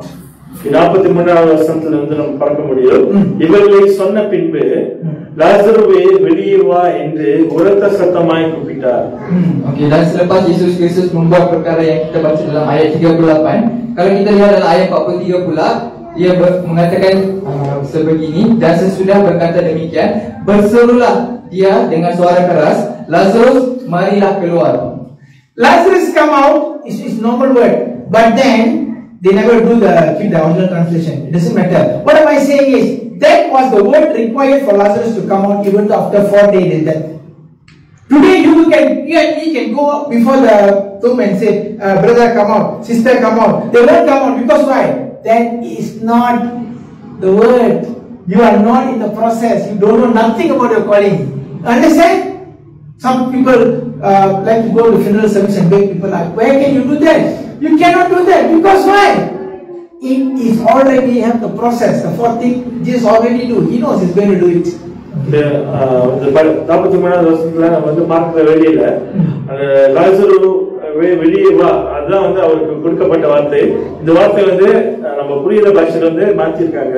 இருந்தாலும் அந்த வார்த்தையை சொல்லுகிற வேலையில் தான் லாசரு உயிர் பெற்று அவர் வந்து வெளியே வருகிறார். சோ இன்னைக்கு வந்து நம்மளும் ஒரு கல்லறைக்கு வந்து போற வேலையில எழுந்து உன் பேர் சொல்லி வெளியவான்னு சொல்லிட்டு கூப்பிட்டோன்னா வரமாட்டாங்க. காரணம் வந்து நம்மளுக்கு அந்த வார்த்தை வந்து கொடுக்கப்படல. அந்த வார்த்தை வந்து நம்ம வந்து பெற்றுக்கொண்டோம்னா அது கண்டிப்பா நடக்கும். ஆனா அந்த வார்த்தை வந்து நம்மளுக்கு கொடுக்கப்படல. இன்னைக்கு நம்ம அந்த வார்த்தையை வந்து நம்ம பெற்ற வேலையில தான் அந்த அற்புதங்கள் நடக்க ஆரம்பிக்கும். Okay. So kalau kita lihat dalam ayat 43, tertulisnya ayat yang diberikan daripada syurga kepada Yesus adalah Lazarus marilah keluar. Sebenarnya ayat ini sudah ditukarkan daripada bahasa asalnya, tetapi inilah sebenarnya ayat yang perkataan yang syurga berikan kepada Yesus untuk membangkitkan Lazarus daripada kematiannya. Tetapi kalau kita lihat hari ini ramai penginjil ataupun ramai padri yang pergi ke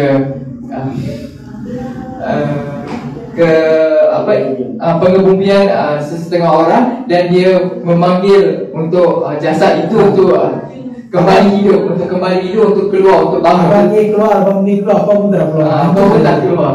Jadi kenapa perkara itu tidak berlaku? Kerana itu bukanlah perkataan yang didapat oleh padri ataupun pendeta itu untuk membangkitkan orang yang telah mati itu.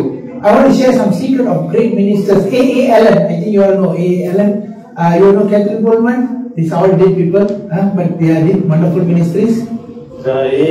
Allen, அப்புறம் Catherine Coleman, இவங்களை குறித்து அவங்க மறுத்து போனாலும் அவங்க வந்து பெரிய ஒரு ஊழியத்தை அவங்க செய்து போனாங்க. Saya nak menceritakan mengenai dua orang penginjil yang terhebat, iaitu A.A. Allen dan juga Catherine Coleman. Mereka ini sudah meninggal dunia, tetapi sewaktu mereka hidup, mereka melakukan pelayanan yang sungguh hebat. Most of the time, God always will tell them what is the miracle going to happen for the day. Spine. Today, spine, all are going to get fixed. Today, all cancer going to get healed. God will say, other healings will take place, but God will have an agenda for the meeting. Today's meeting is all about what? Spine problem. Or today's meeting is all about cancer. Or today's meeting is all about deaf and dumb. God will speak that before them. Then they know already, they got the word ready. That's why when they come, they know it's going to happen because they already received the word. ஆராதனைக்கு வந்து போறதுக்கு முன்பாக தேவனிடத்திலிருந்து வார்த்தை வந்து பெற்றுக்கொள்வாங்க. தேவன் வந்து நீ சொல்லுவார், நீங்க வந்து முதுகெலும்பு பிரச்சனை எல்லாம் நான் சுகப்படுத்த போறேன், நீங்க வந்து கேன்சர்லாம் நான் சுகப்படுத்த போறேன் அப்படின்னு சொல்லிட்டு அவங்க வார்த்தையை வந்து பெற்று அவங்க வந்து அந்த ஸ்டேஜுக்கு வர வேலையில தெரியும் நீ கட்டாயம் வந்து தேவன் இன்னைக்கு அற்புதம் செய்ய போறாரு தெரியும். மற்ற அற்புதங்கள் நடந்தா கூட அந்த நாளைக்குள்ள குறிப்பிட்ட காரியத்தை தேவன் அவங்களோட வந்து பேசுவார்.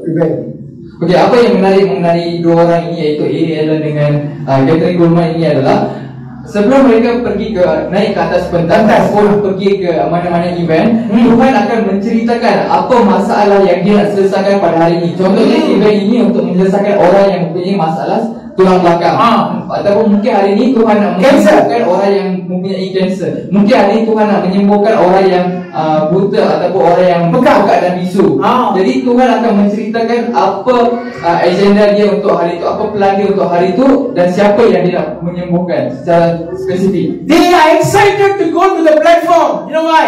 This is the time. Things are going to take place. My people have come. God is going to deliver. They will cry and say something. They will have compassion over the people. They release the word. Then what they do? They groan. Then they release two. That's it in Jesus' name.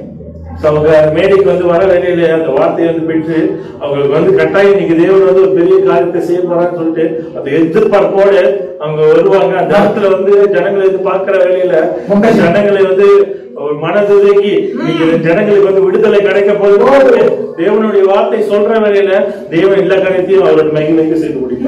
Dan disebabkan mereka sudah mendapatkan perkataan itulah mereka berasa seronok untuk pergi ke atas pentas dan mereka akan merasa empati dan mengerang di dalam hati mereka waktu mereka berdoa. Dan apabila mereka melepaskan perkataan itu, barulah segala mukjizat yang Tuhan telah plan dalam yang Tuhan telah memberitahu kepada orang itu dapat dilaksanakan. Renard Bonnke will agree with me, but he's also dead. Renard Bonnke says the same thing. God will tell him what to do for the day. ரெனார்ட் பொன்கே அவர் வந்து மரித்து போனாலும் அவரும் வந்து இந்த காரியத்துக்கு வந்து ஒப்புக்கொள்வார். அவர் வந்து அந்த நாளைக்குடைய வார்த்தையை தேவனிடத்திலிருந்து அவர் பெற்றுதான் வந்து அவர் ஊழியத்துக்கு செல்வார். Renard Bonnke juga akan juga sudah meninggal dunia, tetapi samalah seperti beliau, dia juga akan menceritakan rahsianya di mana Tuhan akan menceritakan apa perkara yang akan berlaku pada hari itu tersebut sebelum benda itu berlaku. Okay, point one. I'm concluding point one. Point one is by utterance of word. So முதலாவது காரியம் நம்மளுடைய வார்த்தையை உச்சரிக்கிறது. How miracle takes place is by utterance of word. முதலாவது எப்படி வந்து ஒரு அற்புத அடையாளம் நடக்குதுன்னா நம்ம அந்த வார்த்தையை நம்ம உச்சரிக்கிற வேலையில.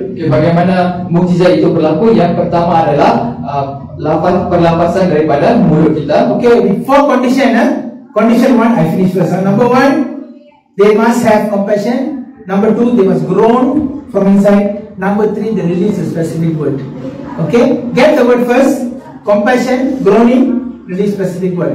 All these four steps by utterance. This type one, miracle happening. So இங்க அற்புதம் நடக்கிற முதலாவது வகையானது நம்ம வந்து உச்சரிக்கிறது 4 காரியங்கள் இருக்கு. அது கீழே முதலாவது தேவனிடத்துல வார்த்தை பெற்றுக்கொள்ள வேண்டும்.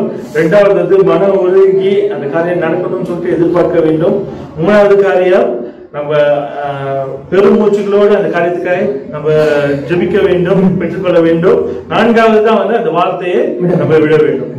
Okay, so cara pertama macam mana kita nak menunjukkan mukjizat daripada diri kita adalah kita kena buat beberapa perkara yang kita bincangkan tadi.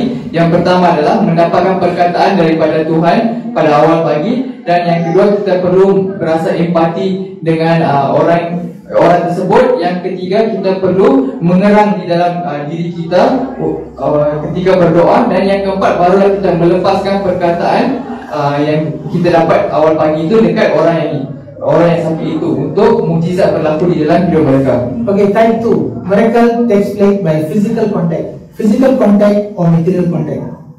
இரண்டாவது காரியம் எப்படி அந்த அற்புதங்கள் நடக்கிறது, நம்ம வந்து தொடுதல் மூலியமாய் இல்லாட்டா வந்து ஒரு செயல் மூலியமாய் வந்து அற்புதங்கள் நடக்கிறது. Tadi kita bincang melalui mukjizat berlaku daripada perlapasan mulut. Ini cara yang kedua di mana sentuhan. Melalui sentuhan. Mukjizat berlaku melalui sentuhan. Matthew 17 verse 7 and 8, and Jesus came and touched them and said to them, "Arise, do not be afraid." And he lifted up his eyes and saw no man save Jesus only. மத்தேயு 17வது அதிகாரம் 7-8 வசனம். அப்பொழுது இயேசு வந்து அவர்களை தொட்டு, எழுந்திருங்கள், பயப்படாதீர்கள் என்றார். அவர்கள் தங்கள் கண்களை ஏறெடுத்து பார்க்கையில் இயேசுவை தவிர ஒருவரையும் காணவில்லை. Matius 17 ayat 7 dan 8. Lalu Yesus datang kepada mereka dan menyentuh mereka sambil berkata, berdirilah, jangan takut. Ayat 8. Dan ketika mereka mengangkat kepala, mereka tidak melihat seorang pun kecuali Yesus seorang diri. Okay, technique kedua, the second technique is by contact, touching. இரண்டாவது செயல்முறை நம்ம எப்படி அந்த அற்புதத்தை பெற்றுக்கொள்ள முடியும்னா தொடுகிறது மூலமா. Okey, teknik yang kedua untuk menjadikan mukjizat adalah melalui sentuhan. Release miracle, not making miracle, releasing miracle. Okay, amen. Okay, this is, if you look at Acts chapter 5 verse 15, what happened is Jesus Christ disciple, they don't even touch. They only get contact with the shadow.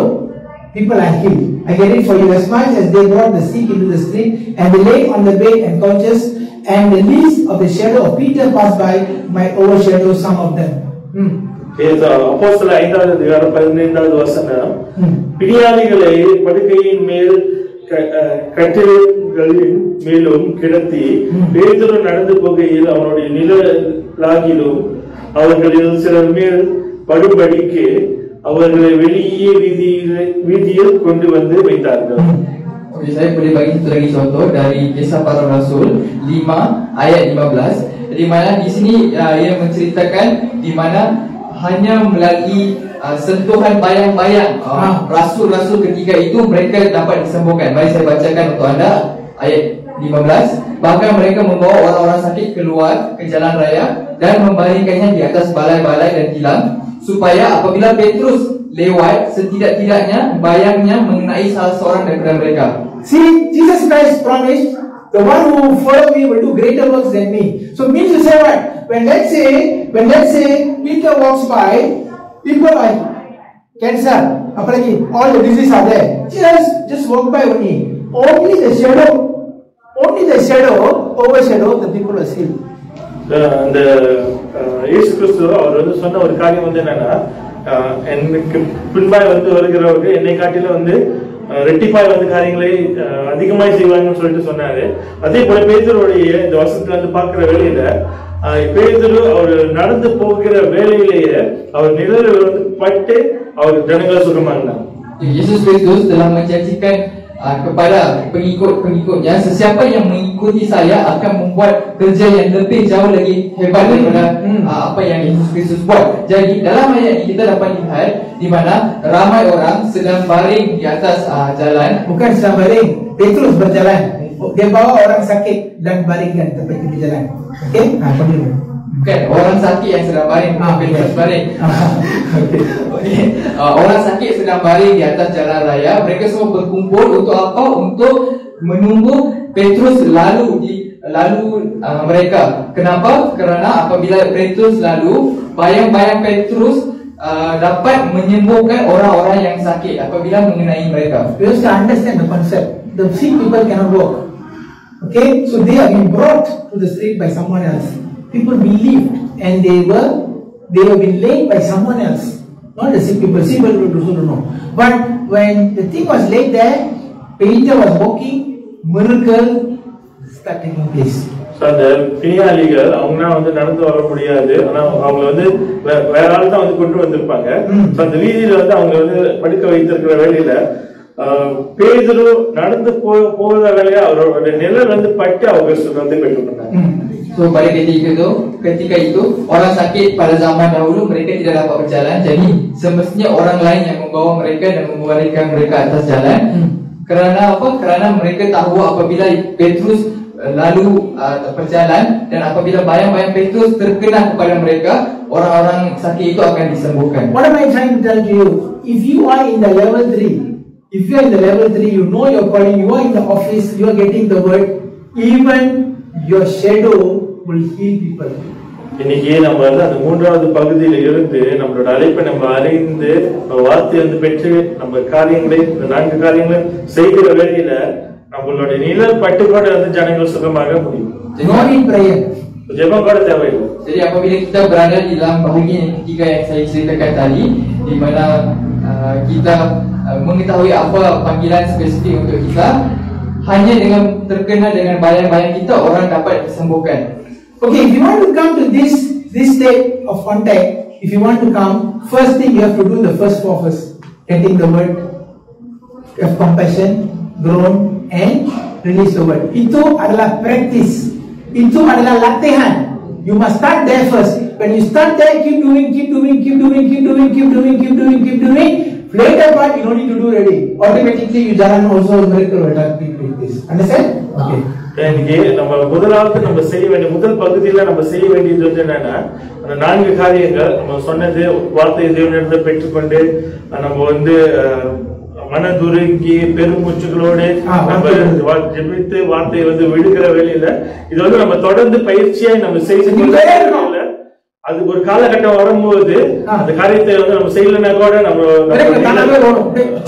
தானாக நடக்க ஆரம்பிக்கும். Kalau kita nak sampai ke tahap sebegini, apa yang kita patut buat? Kita perlu buat 4 perkara yang kita bincangkan tadi. Kita perlu amalkan setiap hari, dan apabila kita kerap mengamalkan perkara ini, barulah mukjizat itu akan berlaku. What am I trying to say is this: start from the first thing, keep practicing, don't give up, keep doing. Then only the miracle will happen by coming in contact with people. So the shadow will get healing. That's what I'm trying to tell. Okay. After that, we'll go even higher. The degree of glory is even going higher. I read for you Acts chapter 19 verses 12. And so that the body that they brought into the sick, handkerchiefs or aprons, and the diseases departed from them, for the evil spirit went out of them. அடுத்த பகுதி வந்து நம்ம பார்க்கவில்லை, அது மகிமை வந்து இன்னும் கூட இருந்திருக்கும். இது வந்து அப்போஸ்தலர் 19வது அதிகாரம் 12வது வசனத்துல நம்ம பார்க்க முடியும். அவனுடைய சரீரத்திலிருந்து உருமாகளை கச்சைகளையும் கொண்டு வந்து வியாதிக்காரன் மேல் போட வியாதிகள் அவர்களை விட்டு நீங்கி போயின, பொல்லாத ஆவிகளும் அவர்களை விட்டு புறப்பட்டன. Selepas itu kita dapat lihat bahawa Tuhan meningkatkan kemuliaannya, di mana dalam ayat Kisah Para Rasul 19 ayat 12, saya bacakan untuk anda. Bahkan orang membawa sapu tangan atau kain yang pernah dipakai orang sapu tangan yang dulu pakai. Kalau you are anointed, just lift like that, finish, go on, heal. Sapu tangan. This is the level that we are talking. Go.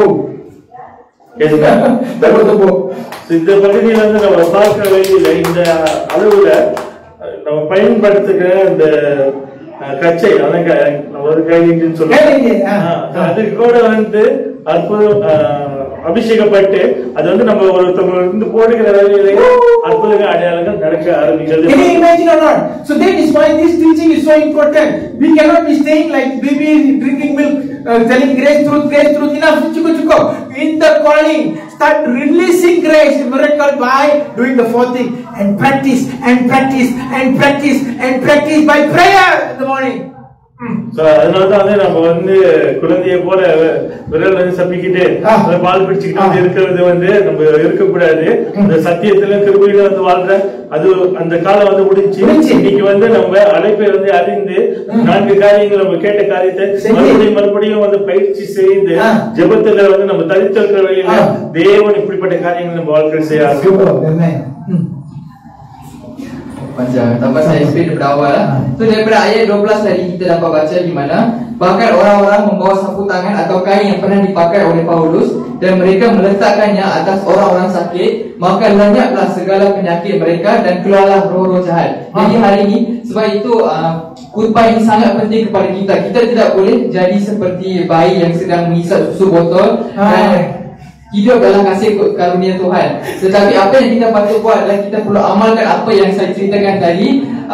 Yang kita kena buat 4 perkara yang kita kena buat, kita amalkan supaya mukjizat dapat berlaku daripada diri kita.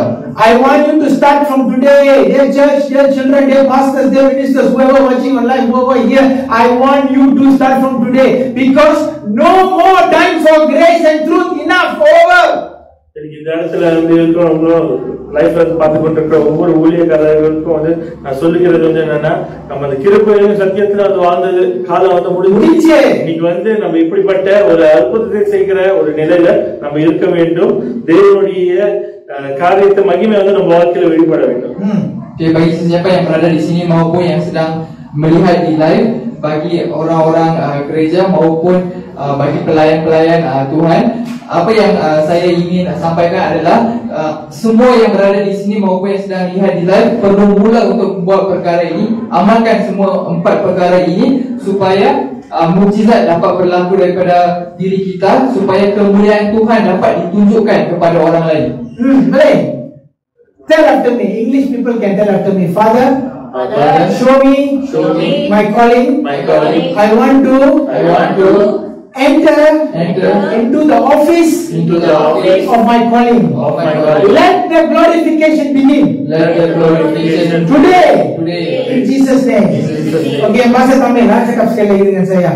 பிதாவே, இந்த நாளில் என்னுடைய அழைப்பை நான் அறிந்து கொண்டு அந்த ஆபீஸ்க்குள்ளே நுழைய கிருபை கொடுப்பீராக. இந்த நாள்ல இருந்து இந்த மகிமைப்படுத்துகிற அனுபவம் என் வாழ்க்கையில ஆரம்பிக்கட்டும் இயேசுவின் நாமத்திலே. boleh bahasa Malaysia.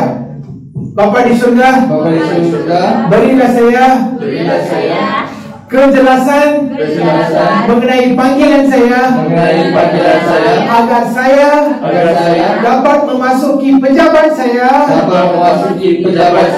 untuk release the glory apa? Kemuliaan dari saat ini dalam hidup saya, dalam nama Yesus.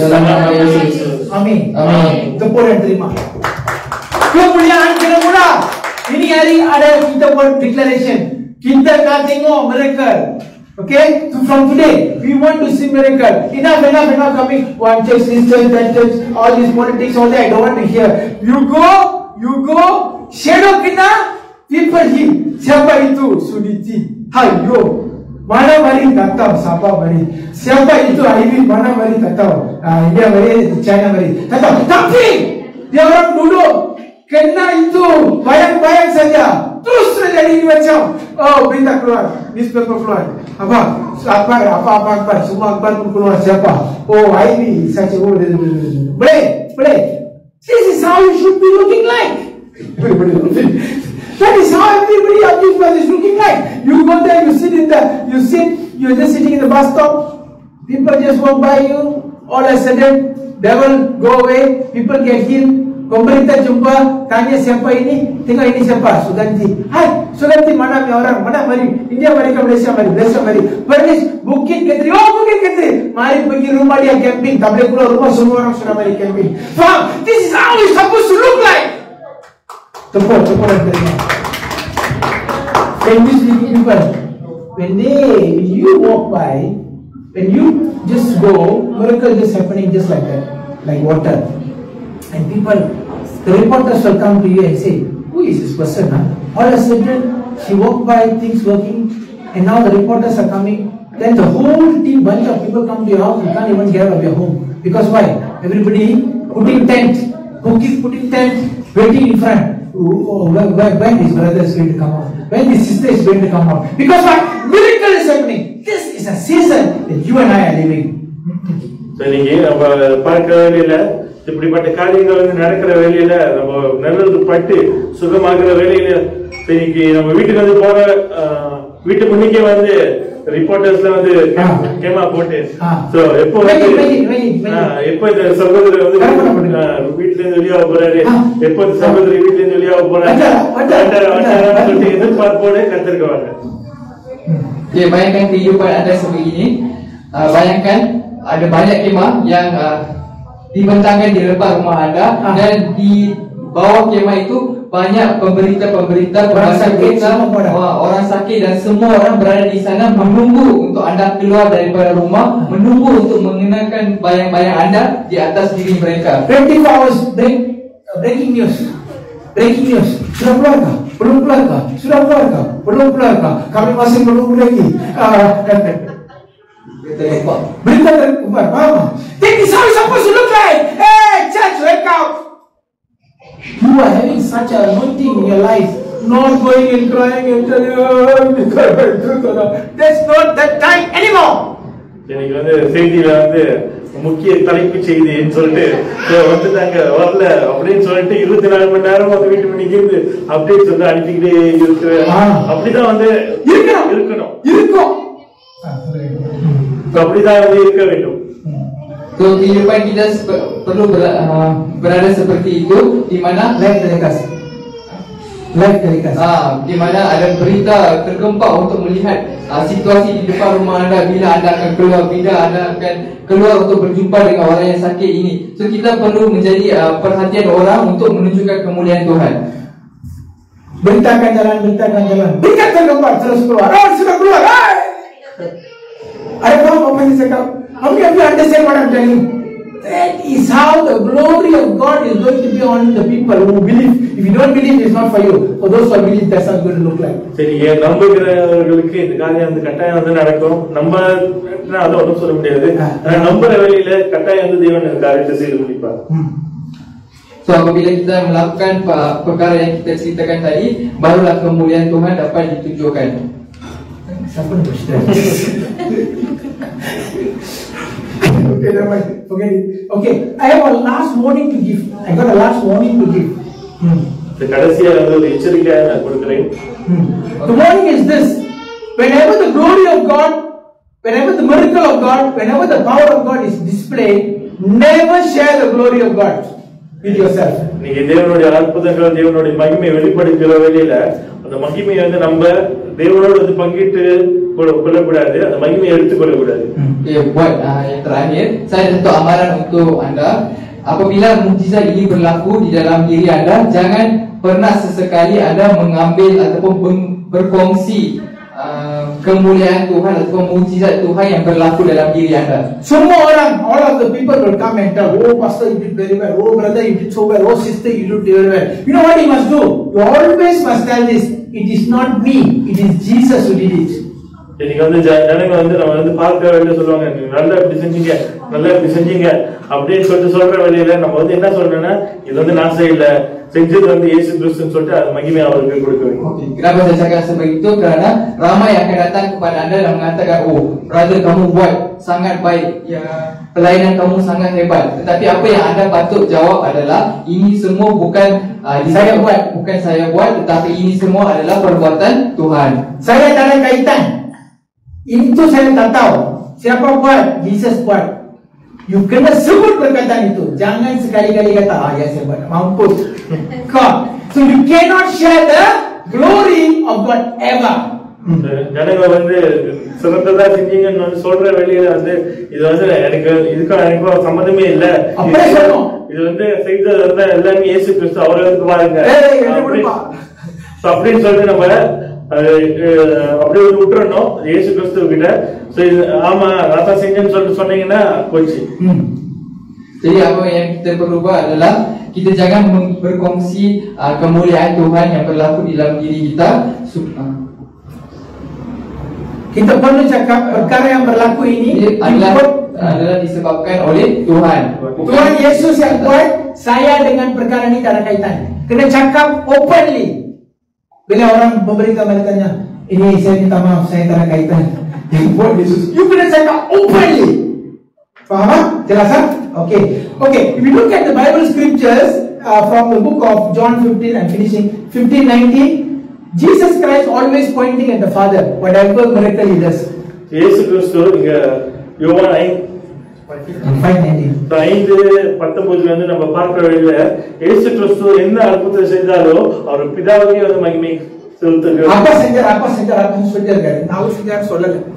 Kalau kita lihat dalam Yohanes 5:19, kita dapat lihat bahawa Yesus Kristus apabila membuat apa-apa mukjizat, dia akan tetap mengatakan bahawa Bapa yang di syurga yang membuatnya, bukannya anggarannya. Acts chapter 4 verse 8, Peter when he does miracle, People come and ask Peter, how you can do all this stuff, waking up people from the dead, kena shadow, everything. Peter, what did he say? I do what? No lah, the Jesus, you know the Jesus you put on the cross. He did it. I have nothing to do. He pointing at Jesus. Peter.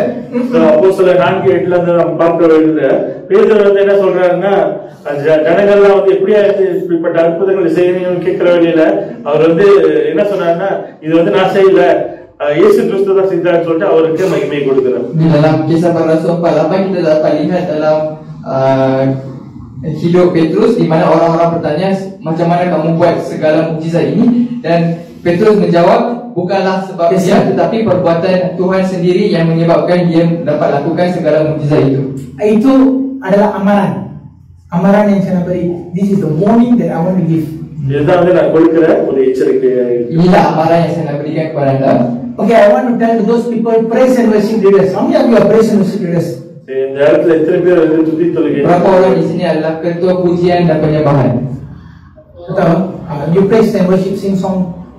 Sure, you don't have so many of you. Okay, praise and worship ministry is very dangerous. Hear from me. துதி தொழுகை நடத்துகிறது அது மிகவும் ஒரு அபாயமான ஒரு ஊழியம். Puji dan penyembahan adalah pelayanan ataupun adalah satu ministry yang sangat berbahaya. Why? Kenapa? You see, when you when you are worshiping God, you are saying, God, you are the only one who is worthy of the miracle happen. You are telling God that. That is what worship is all about. துதிக்கிற வேளையில நான் தேவனை பார்த்து என்ன சொல்றேன்னா, நடக்கிற எல்லா அற்புதங்கள், எல்லா நன்மையான காரியங்களுக்கும் நீர் மாத்திரமே பாத்திரன்னு சொல்லிட்டு தேவனை பார்த்து சொல்கிறோம். Apabila kita sedang membuat sebuah penyembahan, apa yang berlaku ataupun apa mesej yang kita cuba untuk sampaikan kepada Tuhan adalah semua benda yang berlaku di sini adalah disebabkan oleh kamu Tuhan.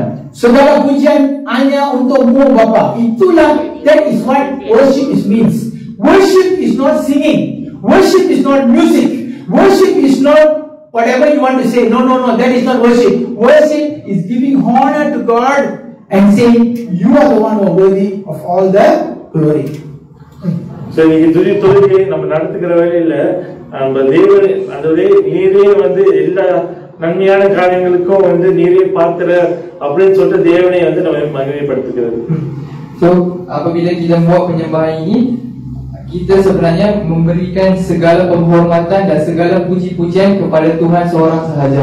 God inhabits in the presence of praises. God wants Him to be the owner of the glory. Nobody else He will share. So, துதிகள் மத்தியில வாசம் செய்கிற தேவன், அதனால அந்த மகிமை அவருக்கு ஒண்டிதான் சொந்தம் சொல்லிட்டு அவர் எடுத்துக்கொள்வார். Apabila penyembahan itu berlaku, Tuhan hanya mahukan kemuliaan itu pergi hanya kepadanya sahaja. Do you know there's a difference between the word God and Lord? G-O-D and L-O-R-D. So தேவனுக்கும் G-O-D God தேவன் அதுக்கும் Lord ஆண்டவருக்கும் ஒரு வித்தியாசம் இருக்கு. Tahukah beza kamu? Tahukah ada beza God dengan Lord? Apa beza? Kalau you menyewa rumah, if you are renting a house, the owner of the house name is landlord. வீடு நம்ம வாடகைக்கு எடுத்தோம்னா அந்த வீட்டோட முதலாளி என்னன்னா ஆங்கிலத்துல landlord அழைப்பாங்க. Kalau kita menyewa sebuah rumah, tuan rumah kepada rumah itu dipanggil sebagai landlord dalam bahasa Inggeris ataupun tuan rumah dalam bahasa Melayu. Lord means the owner of the material. So today, if you are going to give, if you are saying Lord, then you are saying you are the owner. Understand? When you are calling God, you are talking to your Father. God is a relationship with your Father. Lord is giving ownership to Him. So make sure whatever you do, the glory must go to Him, not to you at all. இந்த லார்ட்னு சொல்லிட்டு தேவனை அழைக்கிற வேலையில அவரே உரிமையாளர்னு சொல்லிட்டு அவரை பார்த்து சொல்லுகிறோம். ஆண்டவரேன்னு சொல்லிட்டு அழைக்கிற வேலையில அவர் தகப்பன் என்ற முறையில நம்ம அவரை நெருங்குகிறோம். இன்னைக்கு நம்ம தேவன் லார்ட்னு சொல்லிட்டு நம்ம ஆராதிக்கிற வேலையில அவருக்கு அந்த மகிமையை நம்ம எல்லா காரியத்தையும் அவருக்கு செலுத்துகிறவர்களா இருக்க வேண்டும். Jadi apabila kita menyebut perkataan Lord, itu bermaksud Lord itu bermaksud dialah Tuhan kepada sesuatu perkara, Tuhan mempunyai kepada sesuatu perkara. Jadi apabila kita membuat penyembahan dan kita menyebutkan perkataan Lord, itu bermaksud kita sedang menyerahkan segalanya kepadanya. Kita sedang mengatakan kepadanya bahawa dialah ketua kepada segalanya dan dia memiliki kita. Apa yang saya nak sebutkan? Those people are doing praise and worship. When you do praise and worship, you are releasing the word. But when you release the word, you have to release it from your heart with full of emotion and gratitude. Say, you are the one, you are the one, you are the one. Don't you ever take. People will come and say, Pastor Melvin, you sing very well. Danger! Lie. But Pastor Melvin say, hey, Priya, saya dengan itu apa pun tak ada kaitan. Orang praise and worship, hati-hati, ramai yang ingat praise and worship itu benda main-main. Tak ada. Itu adalah giving glory to God. You don't think it's because of your song God is happy. It's not because of the music God is happy. God is happy because of your word and the lordship that you are releasing with emotion from the heart. நடத்துகிறவர்கள் ஏன் அந்த அபாயமான ஒரு ஊழியனா, காரணம் உள்ளத்தின் ஆழத்திலிருந்து நம்ம எப்படியா நம்ம தேவனுக்கு மகிமை செலுத்தணும்னா உள்ளத்தின் ஆழத்திலிருந்து அந்த துதிகளை தேவனுக்கு அதோடைய நீதியை உரிமையாளன்னு சொல்லிட்டு அவர்கள் எல்லா காரியத்தையும் ஒப்பு கொடுக்க வேண்டும். ஜனங்கள் சொல்லுகிற வேலையில இன்னைக்கு துதி தொழில் நல்லா நடத்துனீங்கன்னு சொல்லிட்டு நம்ம சொல்ற வேலையை நம்ம என்ன சொல்றோம்னா, இது நான் செய்யல, இது தேவன் தான் செய்தாரு, அவருக்கே எல்லா மகிமையும் நம்ம முழுமையாக நம்ம செலுத்துகிறவர்களா இருக்க வேண்டும். I conclude the entire message. Saya beri sebuah kesimpulan untuk khutbah ini. முடிவுரையாக, you must live like an ambassador of heaven's kingdom on this earth. நம்ம பூமியில தேவனுடைய ஏவல் பிரதிநிதியாய் நம்ம இருக்க வேண்டும். Kita perlu hidup seperti seorang duta di bumi ini untuk kerajaan surga. It is okay to start by receiving Jesus on the cross. இயேசு கிறிஸ்துவை சிலுவையில் இருக்கிற இயேசு கிறிஸ்துவை பெற்றுக் கொடுக்கிறது நல்லது. Menerima Yesus Kristus sebagai Tuhan kita adalah satu permulaan yang bagus. Living in truth, trying to change 1% like Jesus or 0.01% every day is very, very important. உண்மையில சத்தியத்துல வாழ்கிறது, அனுதினமும் இயேசு கிறிஸ்துவை போல 1% மாறணும் அப்படின்னு சொல்லிட்டு ஆசைப்படுறது நல்லது. Hidup dalam kebenaran dan berubah 1% setiap hari adalah bagus juga, important, adalah bagus dan penting. But what is most important is receiving the word of God and entering into your office of your calling. ஆனா மிகவும் முக்கியமான ஒரு காரியம் என்னன்னா, தேவனிடத்திலிருந்து அந்த வார்த்தையை பெற்றுக்கொண்டு நம்மளுடைய அழைப்போடைய அலுவலகத்துக்குள்ள நம்ம நுழையிறது. Tapi perkara yang paling penting adalah mendapatkan perkataan itu setiap hari dan memasuki pejabat kita and practicing your authority from that office by the four things: getting the word, groaning, and what else? Getting the word, compassion, having compassion, groaning, and the last one is releasing the word. That is your office. நம்மளுடைய நம்ம அழைப்பினுடைய அலுவலகத்துக்குள்ள நம்ம இருந்து நம்ம செய்ய வேண்டிய அந்த 4 காரியங்கள். முதலாவது தேவனிடத்தில் இந்த வார்த்தையை பெற்றுக் கொள்கிறது, இரண்டாவது மனதுருகத்தோடு காரியத்தை எதிர்பார்க்கிறது, மூன்றாவது பெருமூச்சுகளோடு வேண்டி அந்த வார்த்தையை விடுகிற வேலையில அந்த அற்புதங்கள் அடையாளங்கள் நடக்க ஆரம்பிக்கும், தேவனுக்கு மகிமை நடக்கும். Apabila kita berada di dalam pejabat ini, kita perlu lakukan 4 perkara ini, iaitu pertama sekali mendapatkan perkataan setiap hari, yang kedua kita perlu berasa empati seperti mana mereka berada dalam situasi itu, kita pun perlu berasa sebegitu, dan yang ketiga kita perlu mengerang dalam diri kita untuk orang itu, dan yang terakhir barulah kita menyebut ataupun melafazkan perkataan yang kita dapat pada awal pagi. Dear all children, those watching on live and those who are here, I want all of you to go back to your office and start doing something from today. இன்னைக்கு இங்க இருக்கிறவர்களும் லைஃப்ல கேட்டுக்கொண்டிருக்கிறவர்களும் நம்மளுடைய அலுவலகம், அழைப்பின் அலுவலகம் என்னன்னு சொல்லிட்டு நம்ம அறிந்து அதுக்குள்ள நம்ம நுழைந்து காரியங்களை செய்ய ஆரம்பிக்கிறது மிகவும் முக்கியம். Bagi sesiapa yang berada di sini maupun yang berada di live, ketahuilah tujuan ataupun kerja utama yang Tuhan telah tetapkan dalam diri anda dan mula amalkan mulai hari ini. Whether it's going to be by releasing word, or whether it's going to be by walking, or whether it's going to be by handkerchief, God will determine to the extent that you need on His presence. So தேவனுடைய சமூகத்துல வந்து நம்ம காத்திருக்கிறது அதை கொண்டுதான் வந்து தேவன் வந்து என்ன நினைப்பார்னா, நம்ம வார்த்தை மூலமா வந்து காரியங்களை தேவனுடைய மகிமையை நம்ம வந்து வெளிப்படுத்த போறோமா, இல்லாட்டினா நம்மளுடைய ஒரு செயல்கள் மூலியமா, இல்ல நம்ம நிழல்பட்ட, இல்லாட்டினா நம்மளுடைய டைலிஞ்சி வந்து நம்ம வந்து கொடுக்குற வேலையில காரியங்கள் நடக்க போதா, அது வந்து எல்லாமே வந்து தேவன் தான் நம்மளுடைய காத்திருக்கிறது நிமித்தம் வந்து அவரை நியமிப்பார். Tak kisah dengan cara apa ataupun dengan keistimewaan apa yang Tuhan telah tetapkan dalam diri kita, apa yang penting adalah kebergantungan kita kepada kehadiran Tuhan. Mula start with the fourth thing, then you will go for touching, then you don't do touching anything, goes to shadow, then even your things at home, people just put healing will take place. All these are progressions. These are stages I'm teaching you that you should be going. So but now, we start somewhere now. That's what I'm trying to say. இப்படிப்பட்ட படிகள், மூன்று படிகள் வந்து நம்ம பார்த்த முதலாவது நம்ம வார்த்தையை நம்ம சொல்லுகிற வேலையில அற்புதங்கள் நடக்கும். ரெண்டாவது வந்து அந்த நிழல் வந்து பட்டு, இல்லைன்னா வந்து கைலெஞ்சி, இல்லைன்னா ஒரு காரியத்தை கொண்டு தேவன் வந்து அற்புதத்தை கொண்டு போவாரு. அடுத்த படி வந்து எப்படின்னா, நம்ம வந்து எல்லா காரியம் வந்து தானாகவே வந்து நடக்க ஆரம்பிக்கிறது நம்ம பார்ப்போம். இப்ப என்ன சொல்றேன்னா, முதல் படி நீங்க 4 காரியத்தை ப்ராக்டிஸ் பண்ணும்போது ஆரம்பிக்கும் போது முதல் படி நீங்க சொல்லுவீங்க, ஃபர்ஸ்ட் படி. ரெண்டாவது படி என்ன நடக்கும்னா, நீங்க நடந்து போனாலே அந்த நிழல் பட்டு சுகமாவாங்க. மூணாவது படி உங்களோட என்கேஜ் அதே சுகமாக்கும் ஆளுங்களை. புரியுதா உங்களுக்கு? சோ இது லெவல்ஸ் இருக்கு, 1, 2, 3. சோ இது மூணுமே எல்லா லெவல்ஸுமே வந்து தேவ மகிமை வெளிப்படுத்துற விதம் அதான் கத்து கொடுத்துட்டு இருக்கேன். Jadi apa yang saya sarankan kepada anda, mulakan daripada satu tempat di mana kita amalkan apa perkara yang saya ceritakan tadi. Kemudian Tuhan akan meningkatkan lagi darjat kita untuk mula dengan sentuhan, dan kemudian Tuhan akan naikkan lagi darjat kita sehingga kan bayang-bayang kita dapat menyembuhkan orang. Okay, ada 3 tau. Tak clear orang cakap. I want to keep clear. Number one is by practicing the 4 things.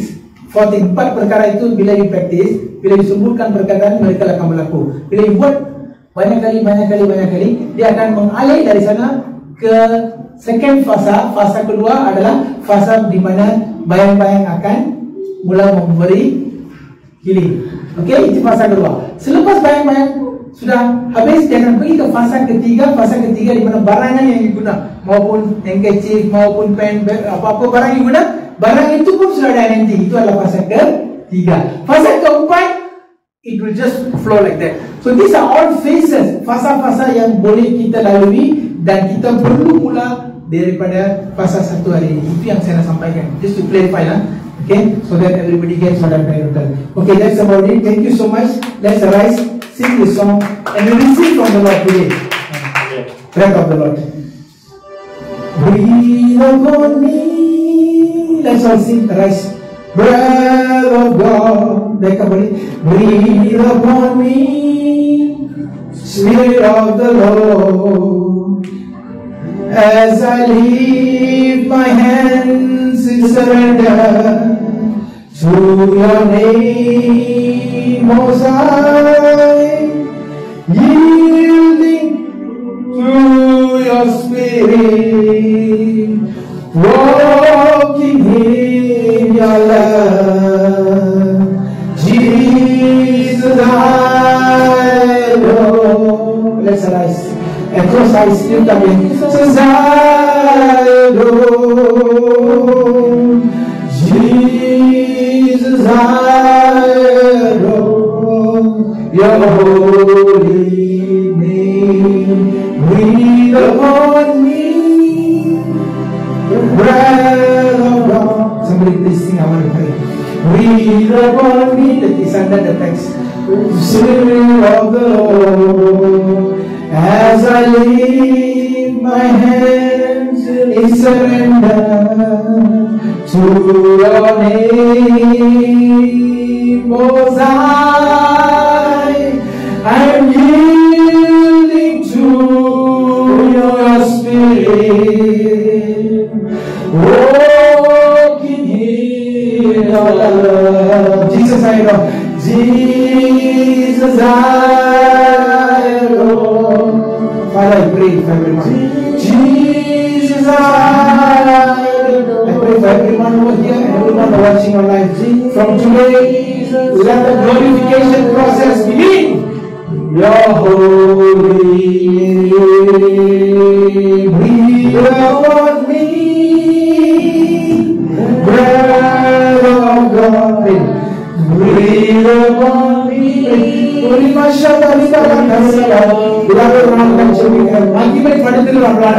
I lift my hands in surrender to your name.